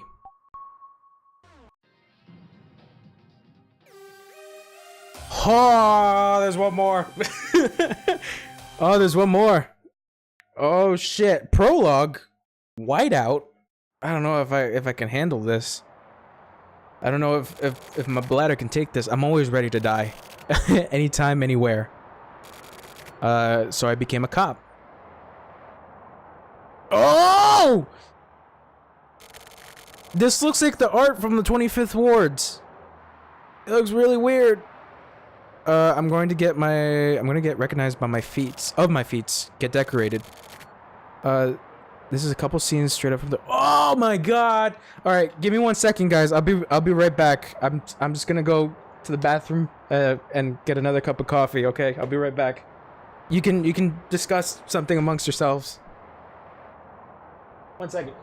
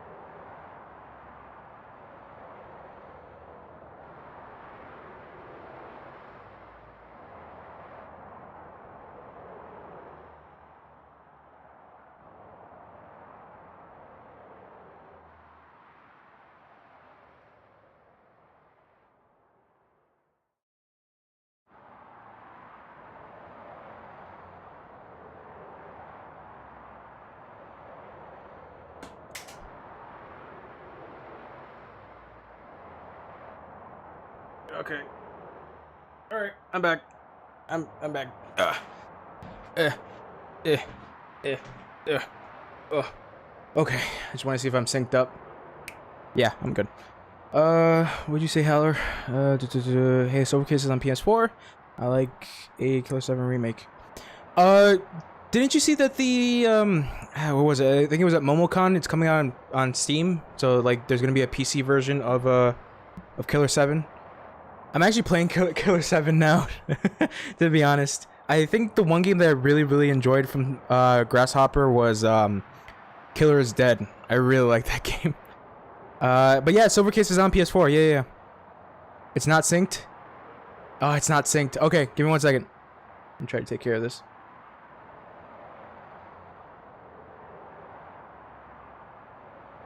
That happens a lot. Synced now? I think it might be synced. Yeah, maybe. Yeah, that happens a lot. Okay, thank you. But yeah, I lost my train of thought. Oh yeah. Silvercase is on PS4. So I usually, when I play games, I usually try to get people to either get the game themselves and play them for itself, or I usually upload it to YouTube and keep it there for anyone that's interested. I still have to upload the last couple chapters of the Silvercase, and I have to... Oh god, I have to upload this one afterwards, but I still have a lot of shit I gotta upload. I gotta bring back my Condemned stuff when I played Condemned 2, and I think that's it. Just this and Condemned 2. Oh, and Resident Evil 2. And parts of Resident Evil 4. Shit, I have a lot of shit I have to upload. Oh, fuck. Good game. Condemned, really good game. I played 1 on stream. And then I was like, alright, I kind of want to play 2. So I just ended up saying, fuck it. Let's play 2. But yeah. Oh, but if I do play shitty games, I would not recommend anyone to play it. There's one shitty game that I did play, and I don't know why I put myself through that fucking shit, but it was Vampire Rain. I actually still have the game right now. I got it for like, I got it for $5. $5 was not worth it for that game. Vampire Rain is fucking awful. It's the worst. But I did a whole playthrough of it on stream. I don't know if you remember, Howler, but when you saw the thing when I had like all the Drakes behind me on my Instagram, I put down as my thing. It's like, you know, Drake chilling with Ninja was cool, but what about all, you know, 3 Drakes and this Drake and Josh poster I have while playing Vampire Rain? Because Vampire Rain is fucking awful. is terrible. But yeah, I actually want to start playing more shitty games. The thing is that like I don't want to play like an overpriced shitty game. So I was lucky to find Vampire Rain over at the retro store that I go to. So I was lucky I was able to find it there, but $5 was not fucking worth it. It was not. And then he also had the PlayStation 3 version, which is the same, but I think with a few added missions. I got the Xbox 360 version. It was frustrating. Overpriced shitty COD game. Yeah, I would rather play an overpriced shitty COD game than fucking Vampire Rain, to be honest. Because at least COD is just a shooter. I'll get into it once we finish this part of the prologue to 25th Wards. But well, once I'm done, we'll have our discussion time and we'll talk about shitty games. I'm gonna get recognized for my feats, get decorated, receive my special bonus, and send the money to my mother. My mother raised 3 kids on her own in a ramshackle apartment, so she's had a hard life. So I want to make things easier for her. I'll do anything for her. If it was to protect the government, the people, and my mother, I'll do anything. Can I ask a question? If I die, then the government is going to take care of my family, right? That's what I was told. So if I die in the line of duty, you'll put my family in a nice apartment with a bath and everything, right? Yabu. Okay, I just saw his name. Really? In that case, I'll do anything. I'm dying to work.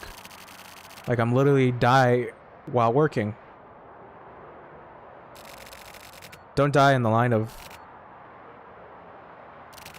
Okay. So I need to kill this guy? No problem. Let me do him. Leave it to Mokotaro Shiroyabu. Jesus. Mokotaro Shiroyabu. Whatever may come to me, I'll turn their acid to white dust. Get some! Wow, that is psychedelic as fuck. Oh shit!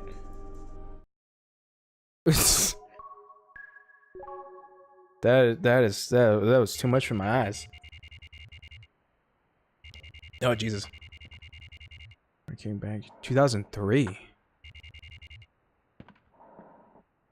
When does the 25th Wards take place? Oh yeah, that's art. Wait, who is that? Hey, you know about this? This Sentai stuff? Where there's a group of 4 or 5 heroes fighting monsters and things? Kosuoka, I think that's what it said. Yeah, your son begs for that stuff. You end up buying all those expensive toys. Must be a formidable opponent for a civil servant. Munakata. Oh, okay. I'm not talking about toys. I'm talking about the heroes. What, you've never seen one before? I don't know anything about TV shows. There are originally 5 of them, and new colors get added on later. Added colors? You know, like Angel. Angel? Like how he was sort of Buffy's side. They're talking about Buffy? Buffy's sidekick. And later went on to become a main player himself. I forget who Kosuoka is. Oh god. Let me see if it's not the Nixon guy. I'll be really pissed off if it's the Nixon guy.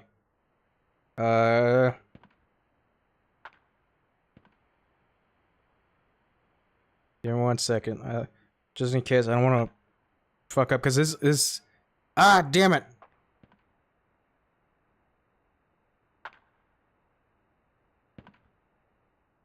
Oh god. Oh no!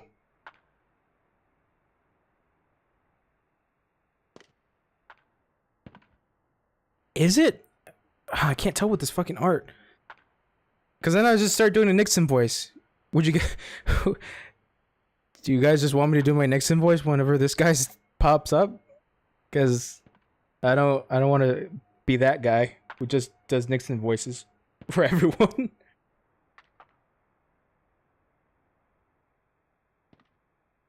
Okay, I guess we're doing Nixon voice.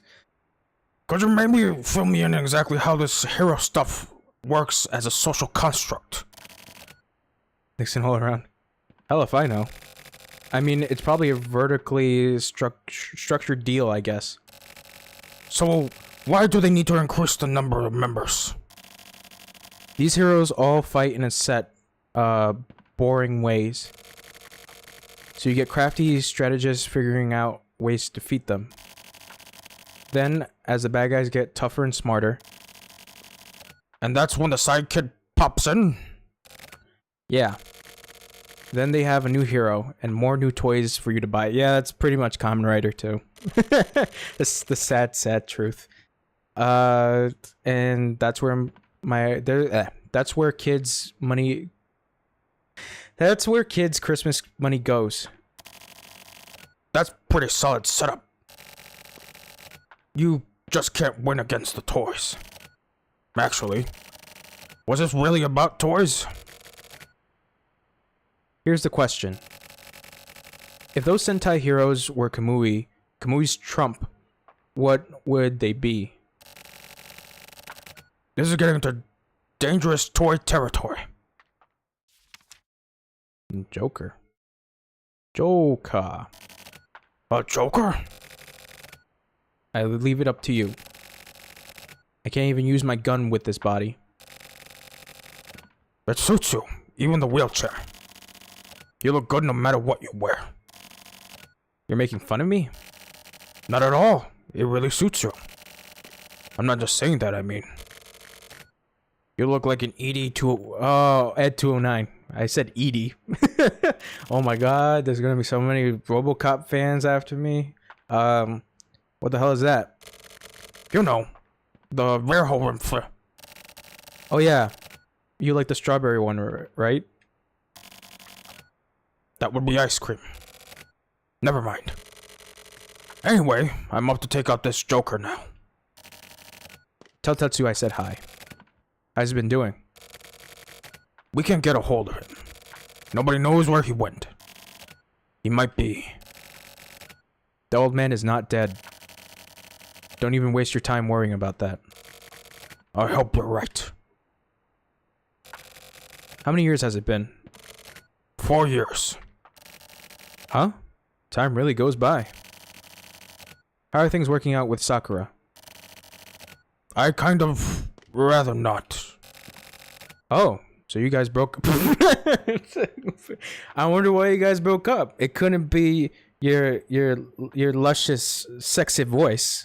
Couldn't be that. Seriously, I'd rather not say. Or I'd rather not.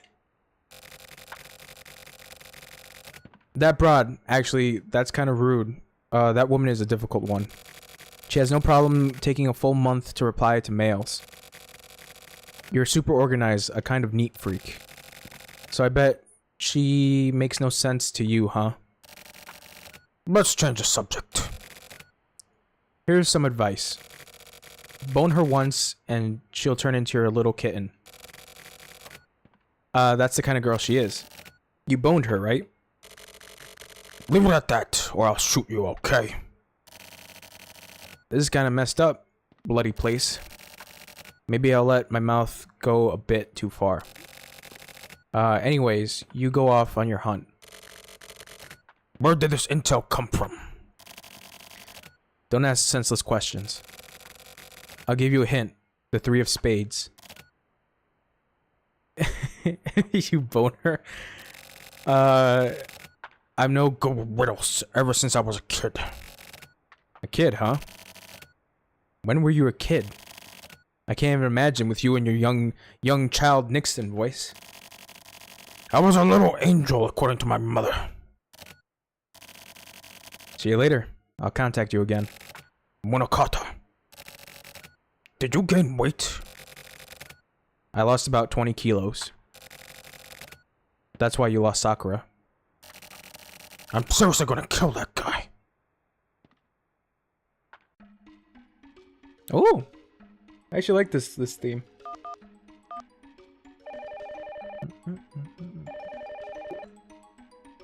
Yeah, that's the one thing I can appreciate about this game is that the music is really good.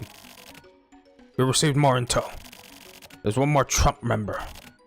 One more? Oh man, this art is so weird. You mean someone left over? Left over? No, I think it may be something new. What do you mean? Either way, we don't have detailed info yet. What we know is that it's someone behind the scenes. A Joker. Joker. You know about this? No, just a hunch. The only playing card connected to the world of the underside of the cards are the Joker and the Ace. It's common knowledge. You're as clever as always. But I don't want you to move just yet. I'll take care of things. Is that a warning? Or just advice? It's supposed to be kindness. What I'm trying to say is, I don't want you overexerting yourself. Because you know, we boned that one time. Can you stop that? Your creepy kindness makes me want to kill you. Why does everyone just want to kill each other? Oh no. Never mind, I shouldn't even be asking that question. I'll do my own thing. Don't get in my way, okay? You're out of my control. Sorry. Why are you apologizing? Shit. Shit.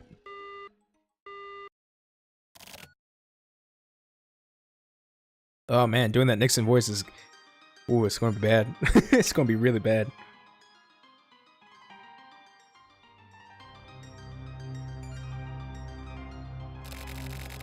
With the appearance of the Joker, the world once again becomes a labyrinth steeped in fog. There, first, check out the Joker before Michiru and Co. A new kind of monster is on the move. So my character is still there. Okay. Interesting.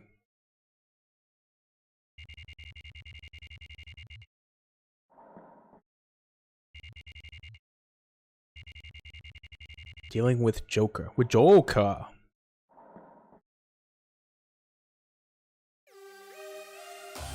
Okay.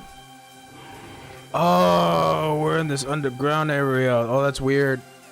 Oh, God. Whoa. Well, I'm getting a little disoriented. This is going to be a long walk to the other side. Chris, do you read me? What is Joker from? I know that. Oh, it's from, well, what I know it from is from Kamen Rider. Kamen Rider Double. You can look it up. It's his little thing to transform his Gaia memory. It's like a little USB stick that he uses to transform. And he pressed the button and the voice goes, Joker! Cyclo! Joker! That place holds special meaning to you. And I know you must have complicated feelings, but those feelings don't matter right now. Secure the Joker before anyone else. Process him if the situation requires it. This bloody place. This song is weird because I never thought it would go like this. This bloody place. I never wanted to come anywhere near here again. I don't ever want to think about it. But there are those who are drawn here and gather at this place. What is this? What is this? You're playing club music. The kind of people who crave the smell of blood. They gather here seeking Kamui. I know the old man is gonna come too. It's just a hunch, but still. I don't know why. But somehow, I just know.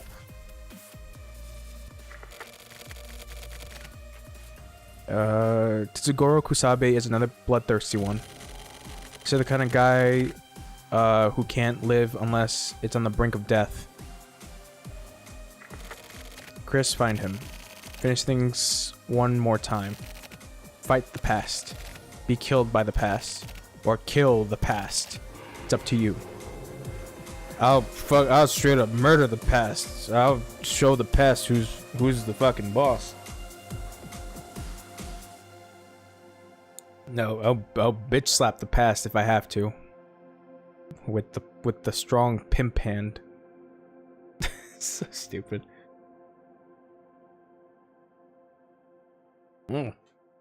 Shit. Almost spilt my coffee. It's actually kind of cold now. Oh, yep, it's starting back up.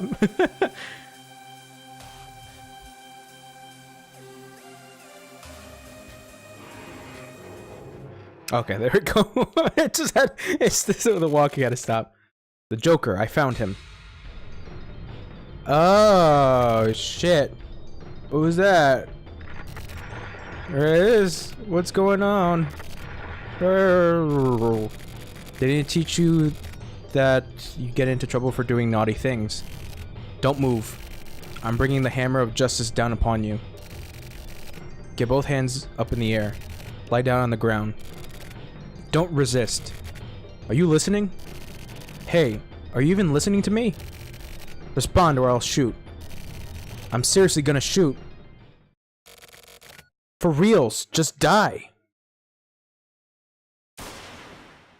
Just die for reals, totes, magoats. Okay. Whiteout prologue. Whiteout is coming soon. Dead Souls.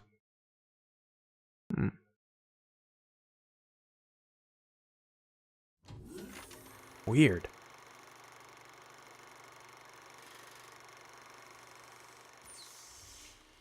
Ah. Yes. Okay, how far I am in progression? Oh, it's 100. There's okay. Yeah, there's nothing else.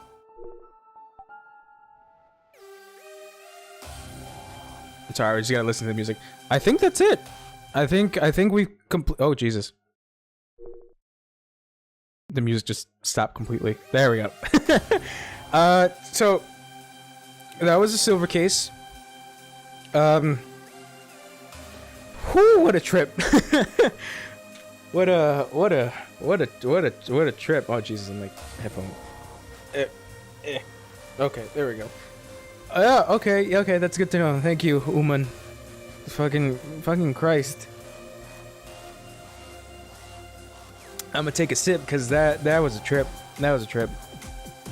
So far, I have to say that like this game in particular is like I think it's up there for me for a really good game that that for me that I've played personally. I really enjoyed it, even though it did have some moments where the story kind of did dip and like Tokyo's first chapter wasn't that fun. And then like everything was just like all over the place, but I like the fact that it kind of clears everything up with Tokyo as part of the story. Even though Tokyo's part of the story is a little obscured towards the end, I don't know whether or not he comes back in the 25th Ward. I don't know. But it was a very, very good visual novel, I have to say. I haven't played that many visual novels, to be honest. Like I said before, I only played Danganronpa 1 and 2, but anything else from that, I guess this is like up there with Danganronpa for me, I guess. You know, it's weird because like this, even though this game is made by Grasshopper and like, Suda51 worked on it, it does have that weirdness that he's very well known for, and I think that's why I liked it so much, because I really like his weirdness in his games. Like No More Heroes, like that game was weird. Killer is Dead is fucking weird. Killer 7 I'm playing right now, and that game is fucking weird, but I really like it. And Shadows of the Damned, just pretty much whatever he comes up with, it's like it's enjoyable. It's weird, but it's enjoyable. And I really, really like that. So, I don't know, like, oh my god, Killer 7 is definitely best game. Yeah, no, it's really good. What sucks is that I don't have the GameCube version. I have a GameCube emulator, but I don't want to keep continuing using my PC. I have it on the PlayStation 2, and I remember when I got my PlayStation 2 and I got Killer 7 because I got it the same day as my PlayStation 2. I remember I was looking up on forums and people were like, yeah, the GameCube version of Killer 7 is like the best version. The PS2 version suffers from frame rate issues. And I was like, ah, shit. And I was like, all right, I'll play the game. So I played the game for a bit, and there's like one part of the game where I already got into frame rate issues, and it's just like it chugged, and I was like, ooh, that's bad. But no, I heard the GameCube version is pretty good. But with the Steam version coming out, I'm excited to get that. I'll probably double down and get that. But yeah, no, I'll have to play Killer 7 just to get the whole story, and then eventually I'll get the Steam version as well, because it's a good game. It's a very good game. It's a very good game. But I think the top game I would have to say that on my list for Suda51 games is Killer is Dead. There's something about it that I really, really enjoyed, as an action game. I really enjoyed it, and like I think it's because of the designs of like some of the enemies and like some of the bosses. I think I really, really liked that game because of that. And then I didn't get to Killer 7 until like way late. I didn't get to No More Heroes until I beat Killer is Dead. And then I'm actually playing Shadows of the Damned right now, but I haven't gotten that far. Excuse me. Oh Jesus, sorry, that was bad. But yeah, this is very, very interesting. Oh, I forgot about How to Boyfriend. Oh shit. Oh no, Hatoful Boyfriend's gonna have to fucking fight for the spot of the next visual novel game I want to start. It's either Hatoful Boyfriend, Danganronpa V3, or Doki Doki Literature Club. those are the three main contenders right now. Oh fuck, I forgot about Hatoful Boyfriend. Oh, and the Steam sale is coming up. I do need a trash emoji. Yeah, I mean, you do need one. Because they're one of the ones I haven't played. I have it on PC and should get around it. Yeah, I have it on PC too. I played it on the PlayStation 3 originally, and I loved that game. I still have it on PlayStation 3, but I ended up doubling down because it was so cheap on Steam for the Steam Summer Sale, which is coming up. If you guys have a computer and you want to get Steam games, the Steam Summer Sale is the 27th of this month. So keep that in mind if you guys want to get some games, because I'm probably going to try to get games on a good price because I don't want to pay full price for a game. I want to get it cheap. But yeah, Killer is Dead is great. I really like the music in that. The character Mondo is really weird and interesting, and I really liked it. Death by them summer. Yeah. What you know about that? Them summer sales. It's the thing with Killer is Dead is that it's also really weird, but the Nightmare Edition, that's the one that's on Steam, and I believe the newer version has more stuff that explains the story. So I actually want to get back into it on the Steam version to see some of the stuff that wasn't explained in the original version, because it's just how it ended was really, really vague, but it's a really, really good game. Yeah, Suda51 is just, he's a really interesting person, I have to say. He's very interesting as a director. Yeah.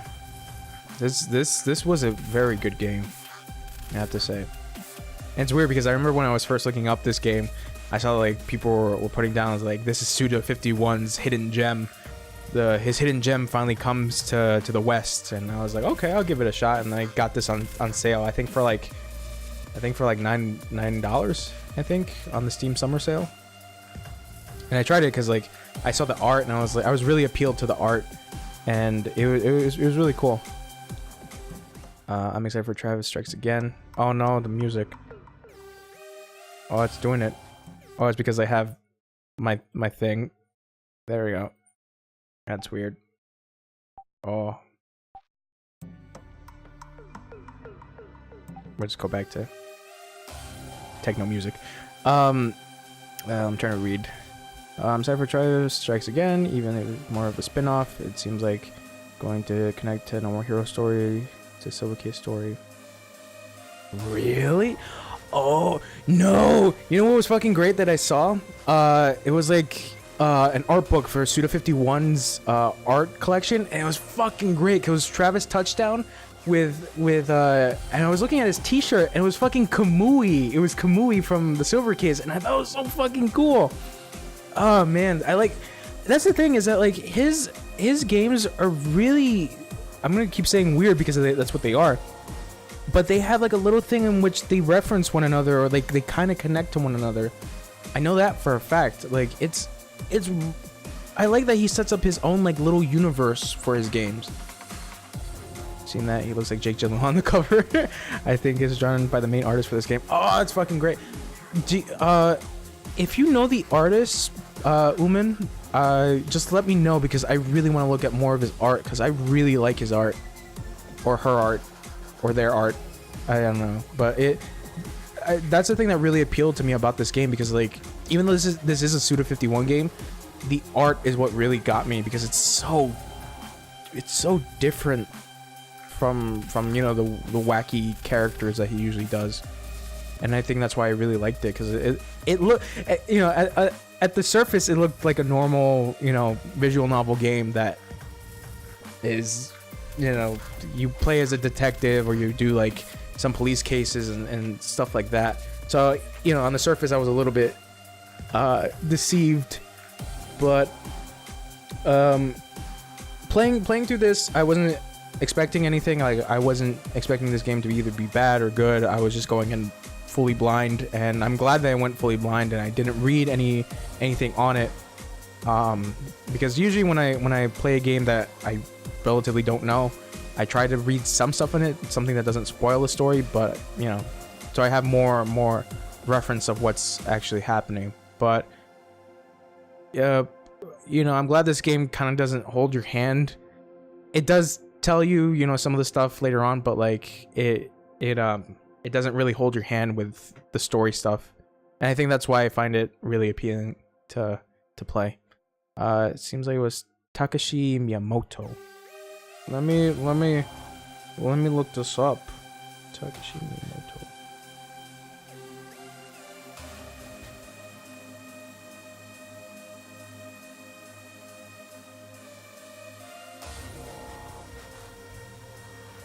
Yep, Takashi Miyamoto.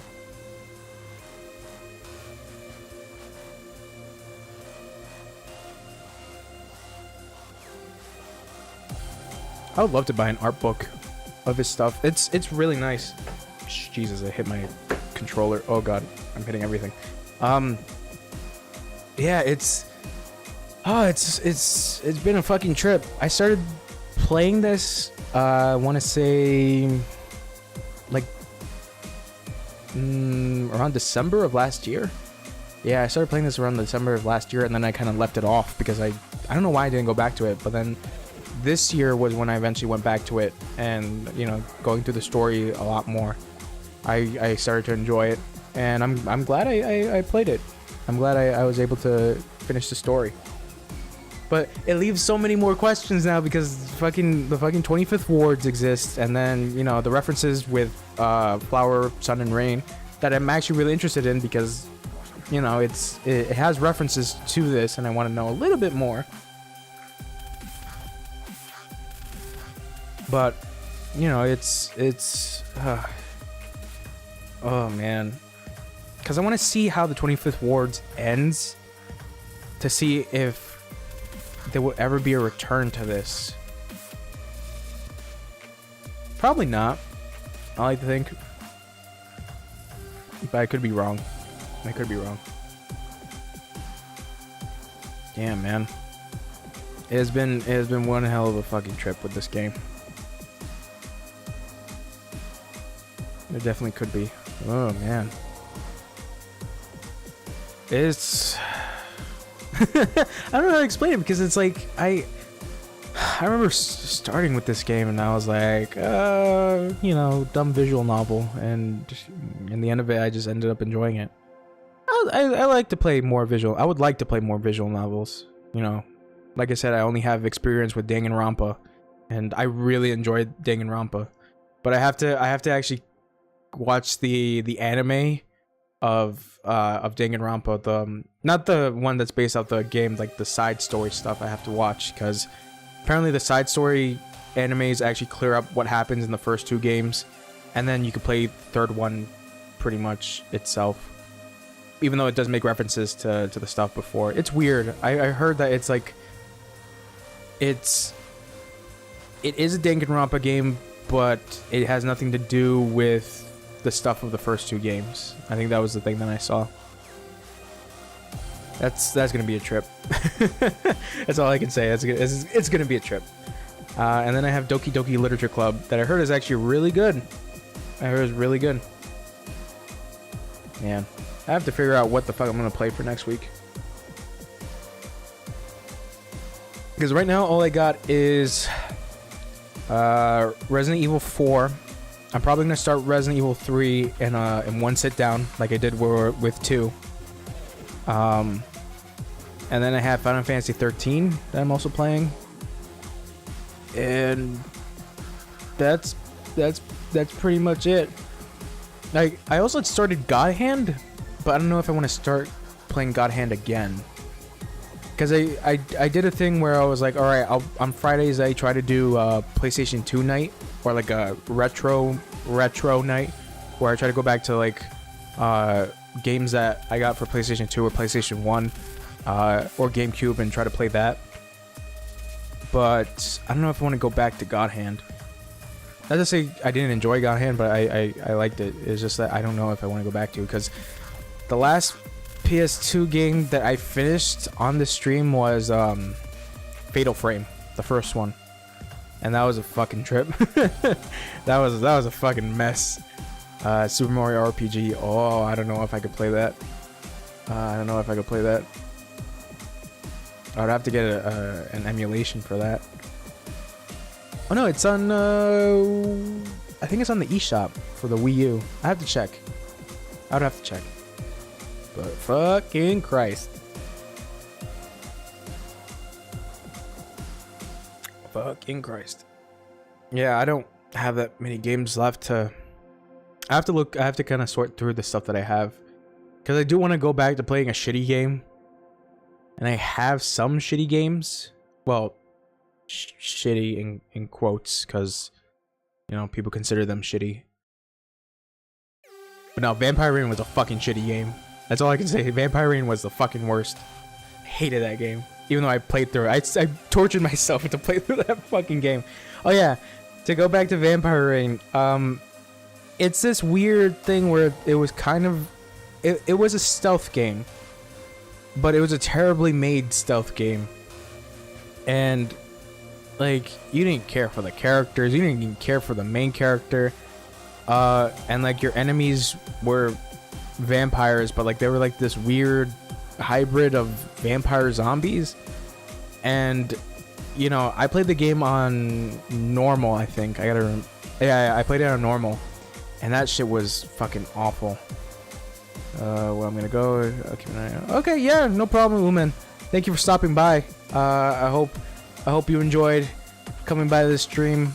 I hope to see you again sometime soon. Hopefully, I don't know, someday. But thanks for hanging out with us. Well, with me and Haller. That's pretty much it. But yeah, thank you for hanging out with us, and hope to see you again.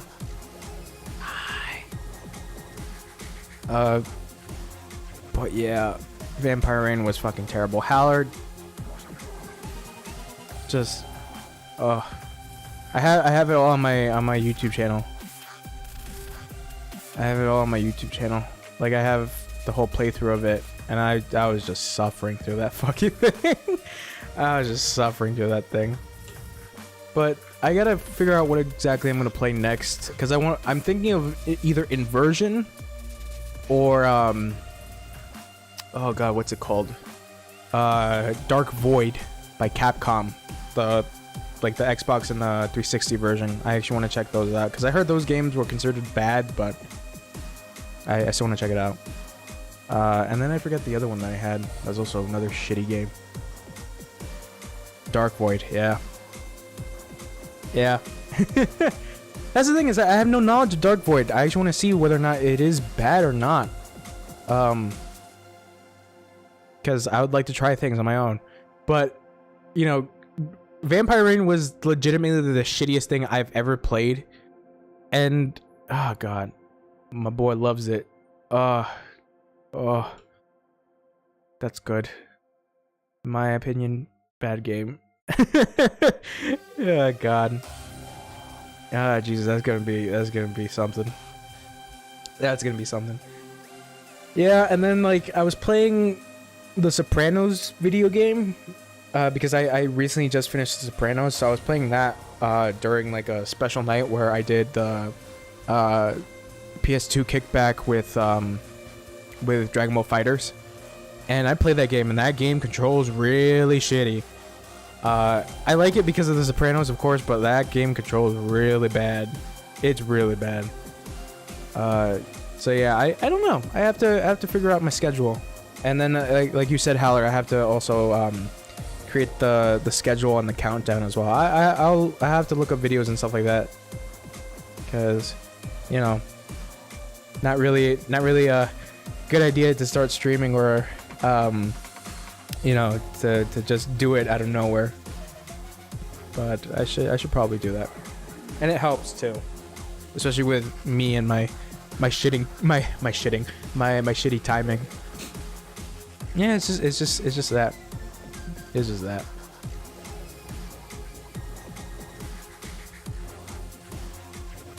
Any other shitty recommendations?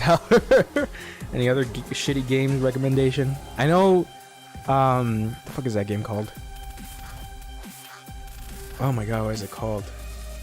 It's that shitty third-person shooter. Right to Hell. Right to Hell. I heard Right to Hell is fucking awful. I actually saw gameplay for that. No, I actually saw a fucking let's play of that. It was awful. It was really bad. Ugh. God. Fucking Christ. Where I think about that game. I also have to look at what I have on Steam as well. 'Cause I know I have a shit ton of stuff. Let me look at what I can probably play for another stream.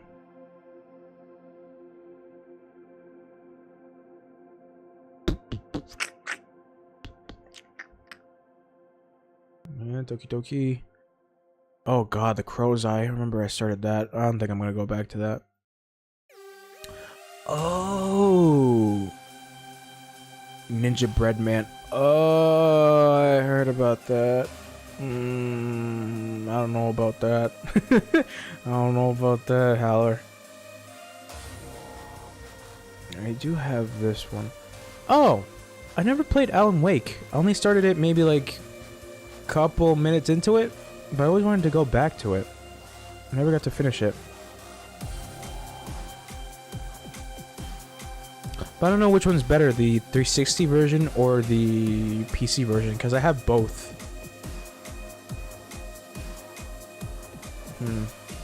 I don't know.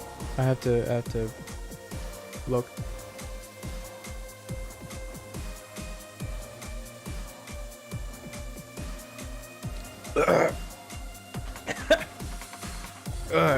That was bad. PC version, PC is fine. Okay. Yeah, I'll have to do some tests. Because my PC is not, you know... It's a gaming PC, but it's not like a behemoth. Like some...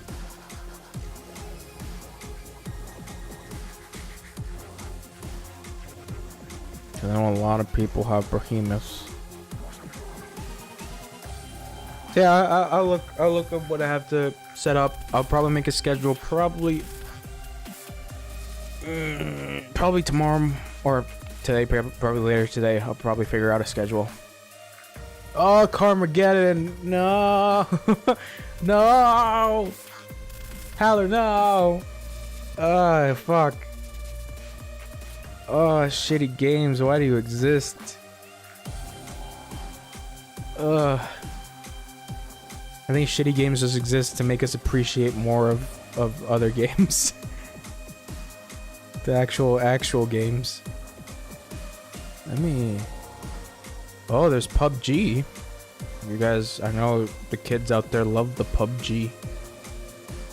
Killing Floor 2.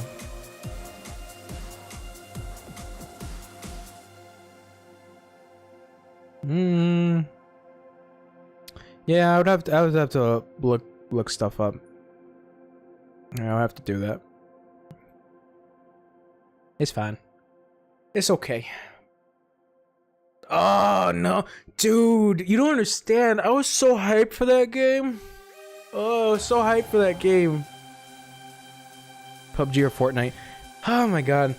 I know I talked about this yesterday, but it's like I can't get into Fortnite. I can't, because it's just like it's not for me. It's really not for me. PUBG I played and I kind of enjoyed it, but it's like it's really not for me either. I have it too, but it's like I can't do Battle Royale. I don't know why. I don't know. People are gonna hate me for saying that, but no, on the topic of Battlefront 2, I got really excited for that game, and then like the whole thing of it coming out, and then you know the loot boxes and like how the loot boxes were all kinds of fucked up, and I was like, oh, that's bad. And then EA doing their shit, and I ended up not supporting that game because I didn't want them to make money. And then eventually EA was like, all right, we're gonna try to take it out, or I forget what they did with it, but like they did something with it, and eventually like the price for that game just like fucking plummeted and it just went down to like, I remember I saw it once for like, I think like $17, but it's bad. Same thing with Destiny 2.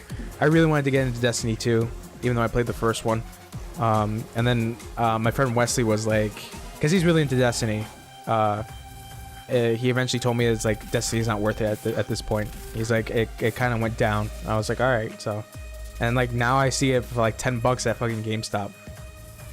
Many people were excited for 2 when 1 was bad, and I have one, and I kind of liked 1. Destiny 2 is garbage. Yeah, I heard Destiny 2 is kind of garbage.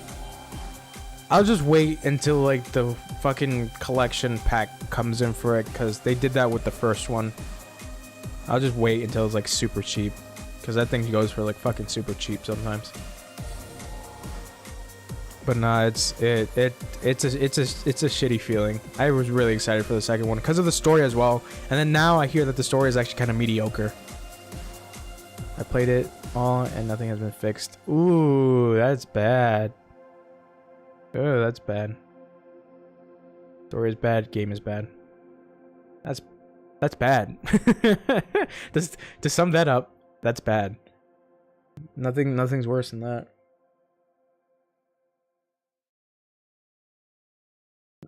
So essentially it's like Destiny 1, where the story is like incomplete.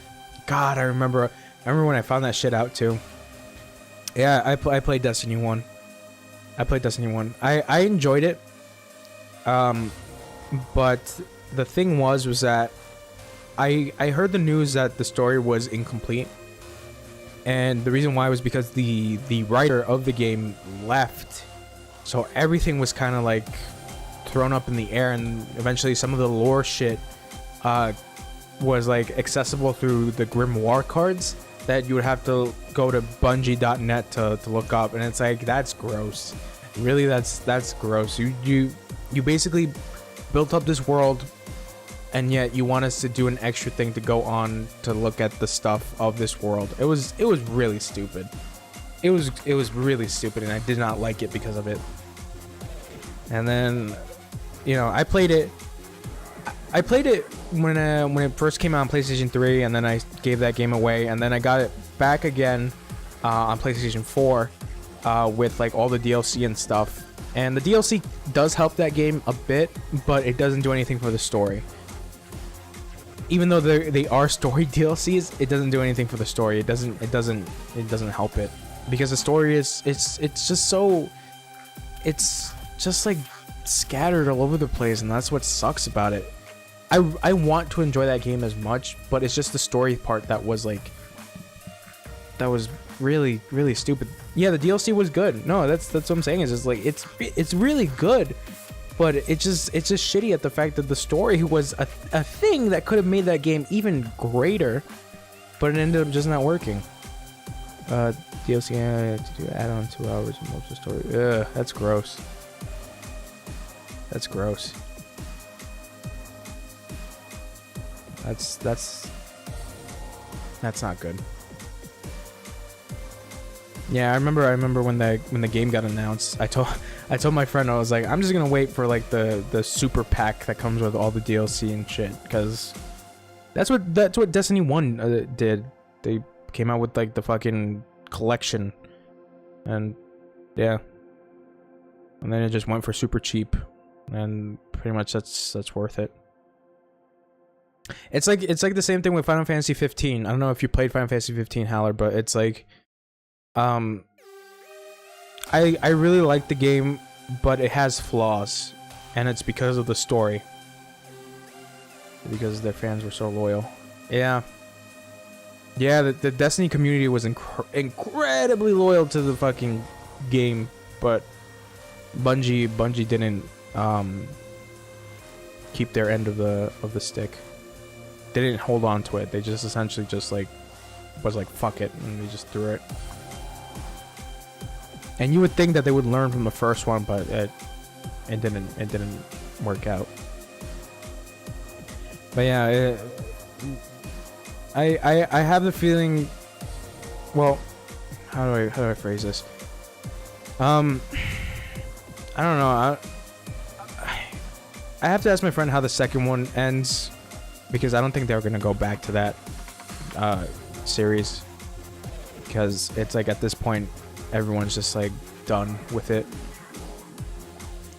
And you know, I like I was saying is that like I played 15. I played Final Fantasy 15. I really liked that game. Only problem was that the story was fucking shite. It was really bad. Because of the fact that you would have to watch the movie Kingsglaive first to at least get some reference of what's happening. But even then, when watching the movie, they use terminology, they use certain elements that are in world, and it ended up just not making sense when watching the movie. And then you play the game, and then like a chunk of the story was just like not there, and you would have to rely on Kingsglaive to at least get some knowledge of what was happening in the world.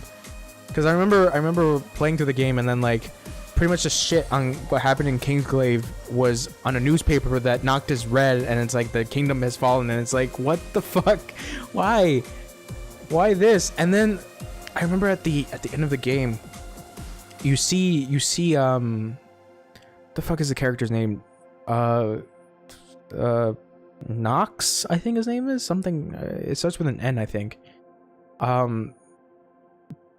You see his character at the end of the game of Final Fantasy 15, and then it's like he was an important character that they didn't make him important because he was in the movie. It was this thing, and it's like I really liked 15 because of the characters, but then it was just this whole mess of a story. And I have the fucking character episodes, you know, episode Ignis, Gladio, and Prompto, and I really liked those character stories. Noctis. No. The main character from Kingsglaive. I forget his name. He was played by Aaron Paul, from Breaking Bad fame. But yeah, it's back to the story. It's just like it was a mess. And then the character stories were really good because I really enjoyed them. I really liked Ignis's. I think his was like the best one out of all of them. Prompto was pretty good, and then Gladio was actually, I think I ranked Gladio a little bit lower than the rest, but I won't say it's bad. There were good stories. And then I recently got the what's it called? The Royal Pack, which adds more shit to it, which adds more to the story. And I'm like, fucking Christ. And I got that, and then I started playing FF15 Comrades, the online multiplayer, and I was like, fuck, it's like this, you know, there's so much to it. Nyx, there we go. Nyx. Yeah, like he was an important character of the story the whole time, but they never made any reference to him in the game, and that's what kind of like, it's what kind of sucked. Because the only way you would know about his character was in the movie. That's pretty much it. But no, 15 was a good game for me, but it was flawed. I can still criticize it because I know that it's a very, very incomplete game. He was so dope. Yeah, he was. That's the thing, is that he was a fucking cool character. And then like they never talk about him in the actual game. He was a really cool character, and they never talk about him at all. Until like the end of the fucking game where they show him again, and it's like, what the fuck? It was really stupid. But yeah, it's yeah, 15 was a fucking train wreck in the beginning, but it's gotten better over time, I would have to say. And then, you know, Square Enix still supports it. They're making another story pack with Arden, Noctis, Lunafreya, and Aranea. And Aranea is Bae, but it sucks that the fact that she only appears a couple minutes of the game. I played very little of 15. Don't worry, what I'm saying won't spoil anything. I'm not gonna spoil the whole fucking thing of 15, but it's just like there's stuff where it's like it's flawed, but if you have the royal pack, like the royal edition, you're pretty much in the clear, because like that's pretty much the updated version of the game, where they actually tried to make it at least a bit better. But besides that, it's it's weird because like I'm not really into Final Fantasy the series itself, and that's why I'm playing 13, because I know 13 has gotten a bad rap, but I want to see for myself. I haven't gone back to the original Final Fantasies except for 7, and I didn't get through 7 in its entirety, so I have to get back to that one of these days. But I knew a kid in high school who really liked Final Fantasy. Like, he was a huge fan, and like we were having a discussion about 15, and he's like, oh, you should try out Final Fantasy 5, and you should try 6 and 3. Those are really good games, and 4. And I was like, yeah, I'll try them out, and I have all of them on the PlayStation 3, so I have to try those out too. 13 was okay. Yeah, that's what I hear a lot, is that 13 was okay. 13-2 was confusing, and then Lightning Returns was a fucking mess. That's pretty much what I've heard this whole time, but I actually want to check those out to see how it is, or like what made them so bad, I guess. I don't know if bad is the right word to, describe it, but you've never played the old ones, 2, 3, 4. No, I haven't played them. I have them on my PlayStation 3, like the downloadable PlayStation 1 games, but no, I haven't started those up. 7 was the one I started up, because I started playing that, I think, I forget when, but I started playing that, and during the time of me playing that, that's when FF7 Remake was announced, and that's when I started freaking out my shit, because I was like, oh, I gotta play 7 faster, and I haven't gone back to it. And then on top of that, FF7 Remake hasn't been any updates about that. Yeah, I know, Haller. I know I'm one of those plebs that haven't truly experienced Final Fantasy. Like I said, I'm not a huge I don't think I'm not how do I explain this? It's like I'm not really into those games. I'm not saying that like I will never be into those games, because I love JRPGs. It's just that like I never really gotten into it. The games I've gotten really into as a JRPG are the Shin Megami Tensei games, so like Persona, Shin Megami Tensei, Nocturne, Raiden Kuzunoha. I got really into those games. I'm still playing Nocturne and Kuzunoha, but like the Persona series was like my main starting point for the Shin Megami Tensei games. 3 was the game I started with, and then 3 was the best thing I ever played.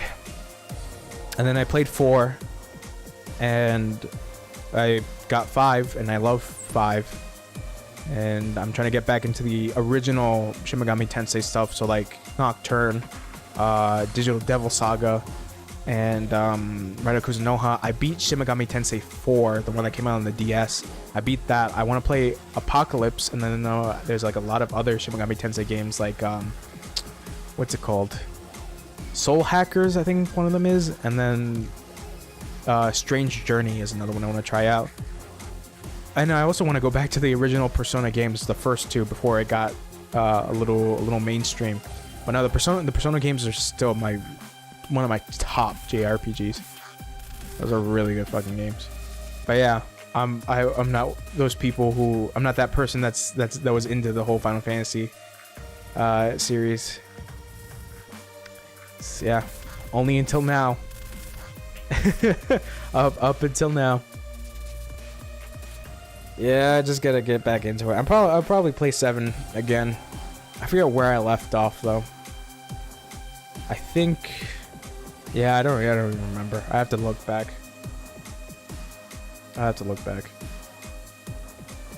Fucking Christ, man. Oh, sweet Lord, baby Jesus. Ugh. Oh yeah, and I got into the Tales of series as well. Yeah. I play those again. FF3, 4, and 6 need to play. Oh god.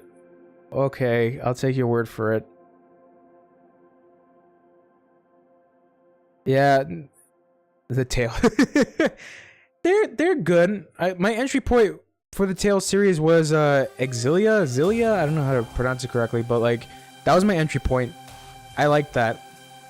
I thought the game was actually pretty good.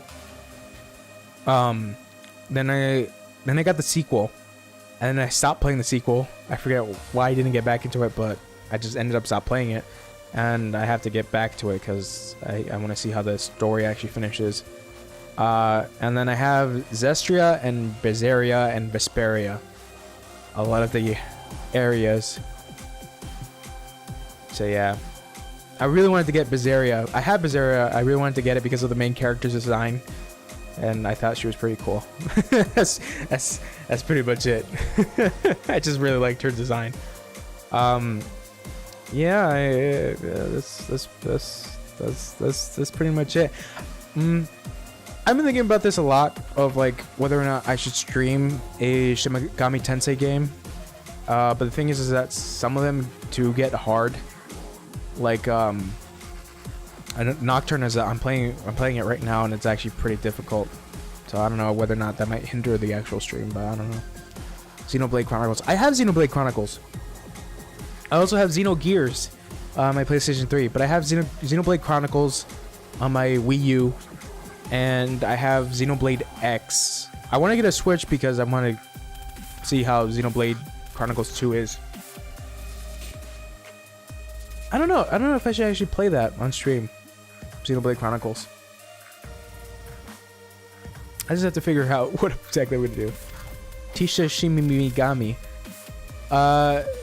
It's pronounced Shimigami Tensei. The Shimigami Tensei games are they're weird. They're very weird, but I like them. Persona is a spin-off of the... One second. Let me type this. Let me type this. Shimigami Tensei. There you go. That's the spelling. Shimigami Tensei. Essentially how they work, well, the newer ones, how they work is they're like Pokemon essentially, but you collect demons. The game gets to a point where like there's different lores of different demons and like different religions and stuff like that. So like you'll be dealing with gods. The main stories have to do with the apocalypse happening. So like demons are coming out of, you know, hell, and angels are coming down from heaven, and there's like all out war, and it starts the apocalypse. So your main character essentially has to go around a ruined earth, or like depending where the area is or where the game takes place, you have to go around. You have to basically stop the world from ending, and you pretty much, you know, collect demons. You can fuse them, you can make newer demons, you can negotiate with demons as well, and get them to join your side. But it's very, the main stories are very biblical. I played Shin Megami Tensei 4 and it was like very biblical, because that's how the games are. Like you essentially either have to fight like Lucifer or God essentially, or what they call Messiah. And it's like this whole weird thing, which is like it's good. It's a very good series. Yeah, it's really fun. I got into the games with the Persona games. The Persona games are spin-offs of the Shin Megami Tensei series. So essentially, I don't know if you've seen JoJo's Bizarre Adventure, but in Persona they act like stands or like astral projections.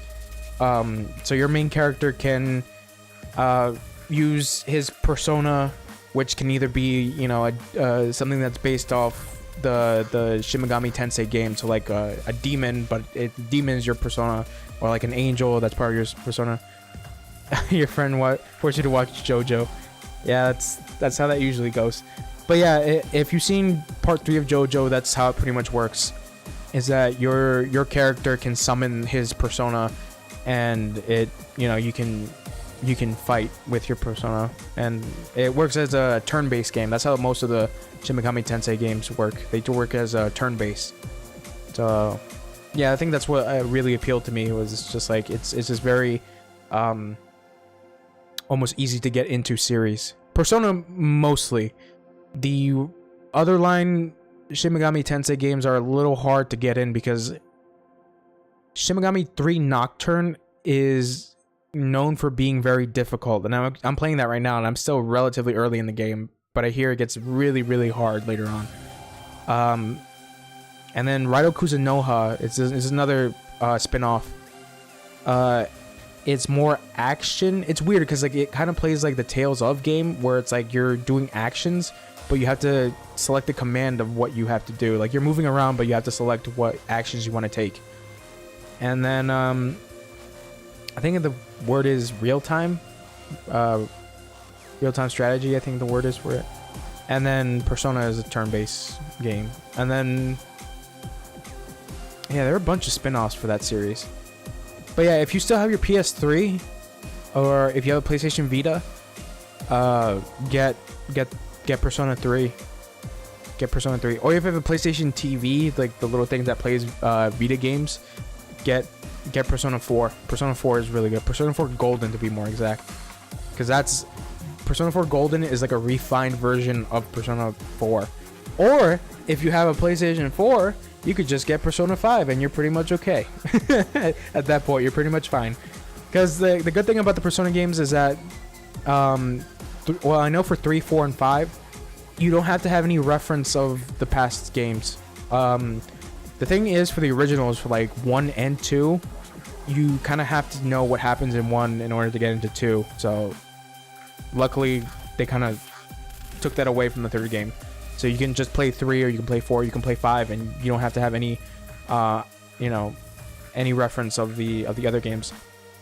The only thing is that they do make references of the games, but it's like little minor references, like little small things, like some characters can be in the background or something like that. It's usually done stuff like that. But Persona 5 is, I would say, it's a easy thing to get into at this point because it's available for everyone on PlayStation 4, and it's a very good game. And I actually want to go back to play that game because I got New Game Plus.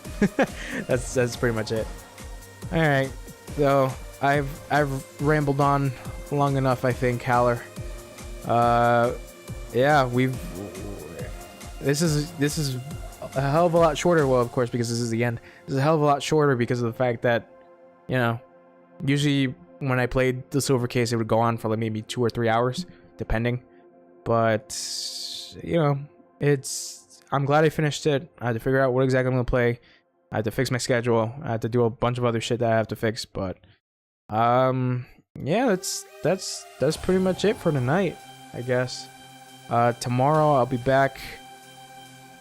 I'll try to, what? I think I'll take your advice as well. I'll try to do a countdown, and then I'll try to make a schedule as well to see what of what I'm playing. Tomorrow is going to be Final Fantasy 13. I already played.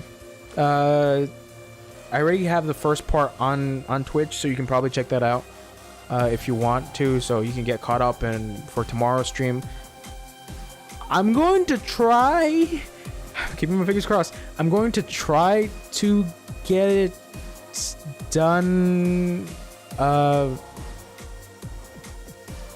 going to try to get it started maybe around 9 or 10, like maybe 10 or 9 or 8. I have no idea when I'm fucking starting it, but I will like I said, I'll probably post it up on Instagram or Twitter or somewhere. Yeah, done is the kind of thing I told you about is straightforward. Okay, yeah. So I'll figure it out. Usually, that's usually my plan. Figuring shit out. But yeah, Final Fantasy 13. I'm gonna play tomorrow. And then Friday, I have to figure out what I'm gonna do for Friday, because Friday I usually leave open for whatever. I probably either play Dragon Ball FighterZ or some other fighting game, depending. But if not, then I'll probably start something else. So yeah, thank you, Haller, hanging out with me again. This has been fun. Hope to see you tomorrow or whenever.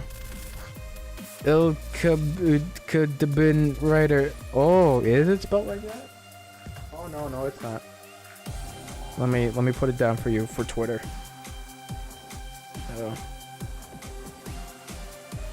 Oh, Jesus.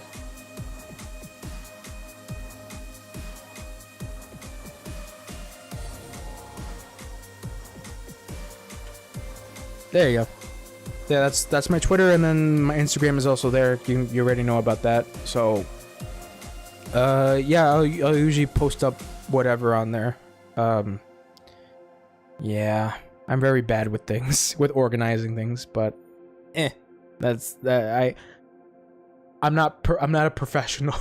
that's all I can say. I'm not a professional. All right. Yeah, you too, Howler. Have a good night. I'll see you whenever, I guess. Yeah, that's how it goes pretty much. All right. Night. Oh god, 1 second. There we go. All right, good night.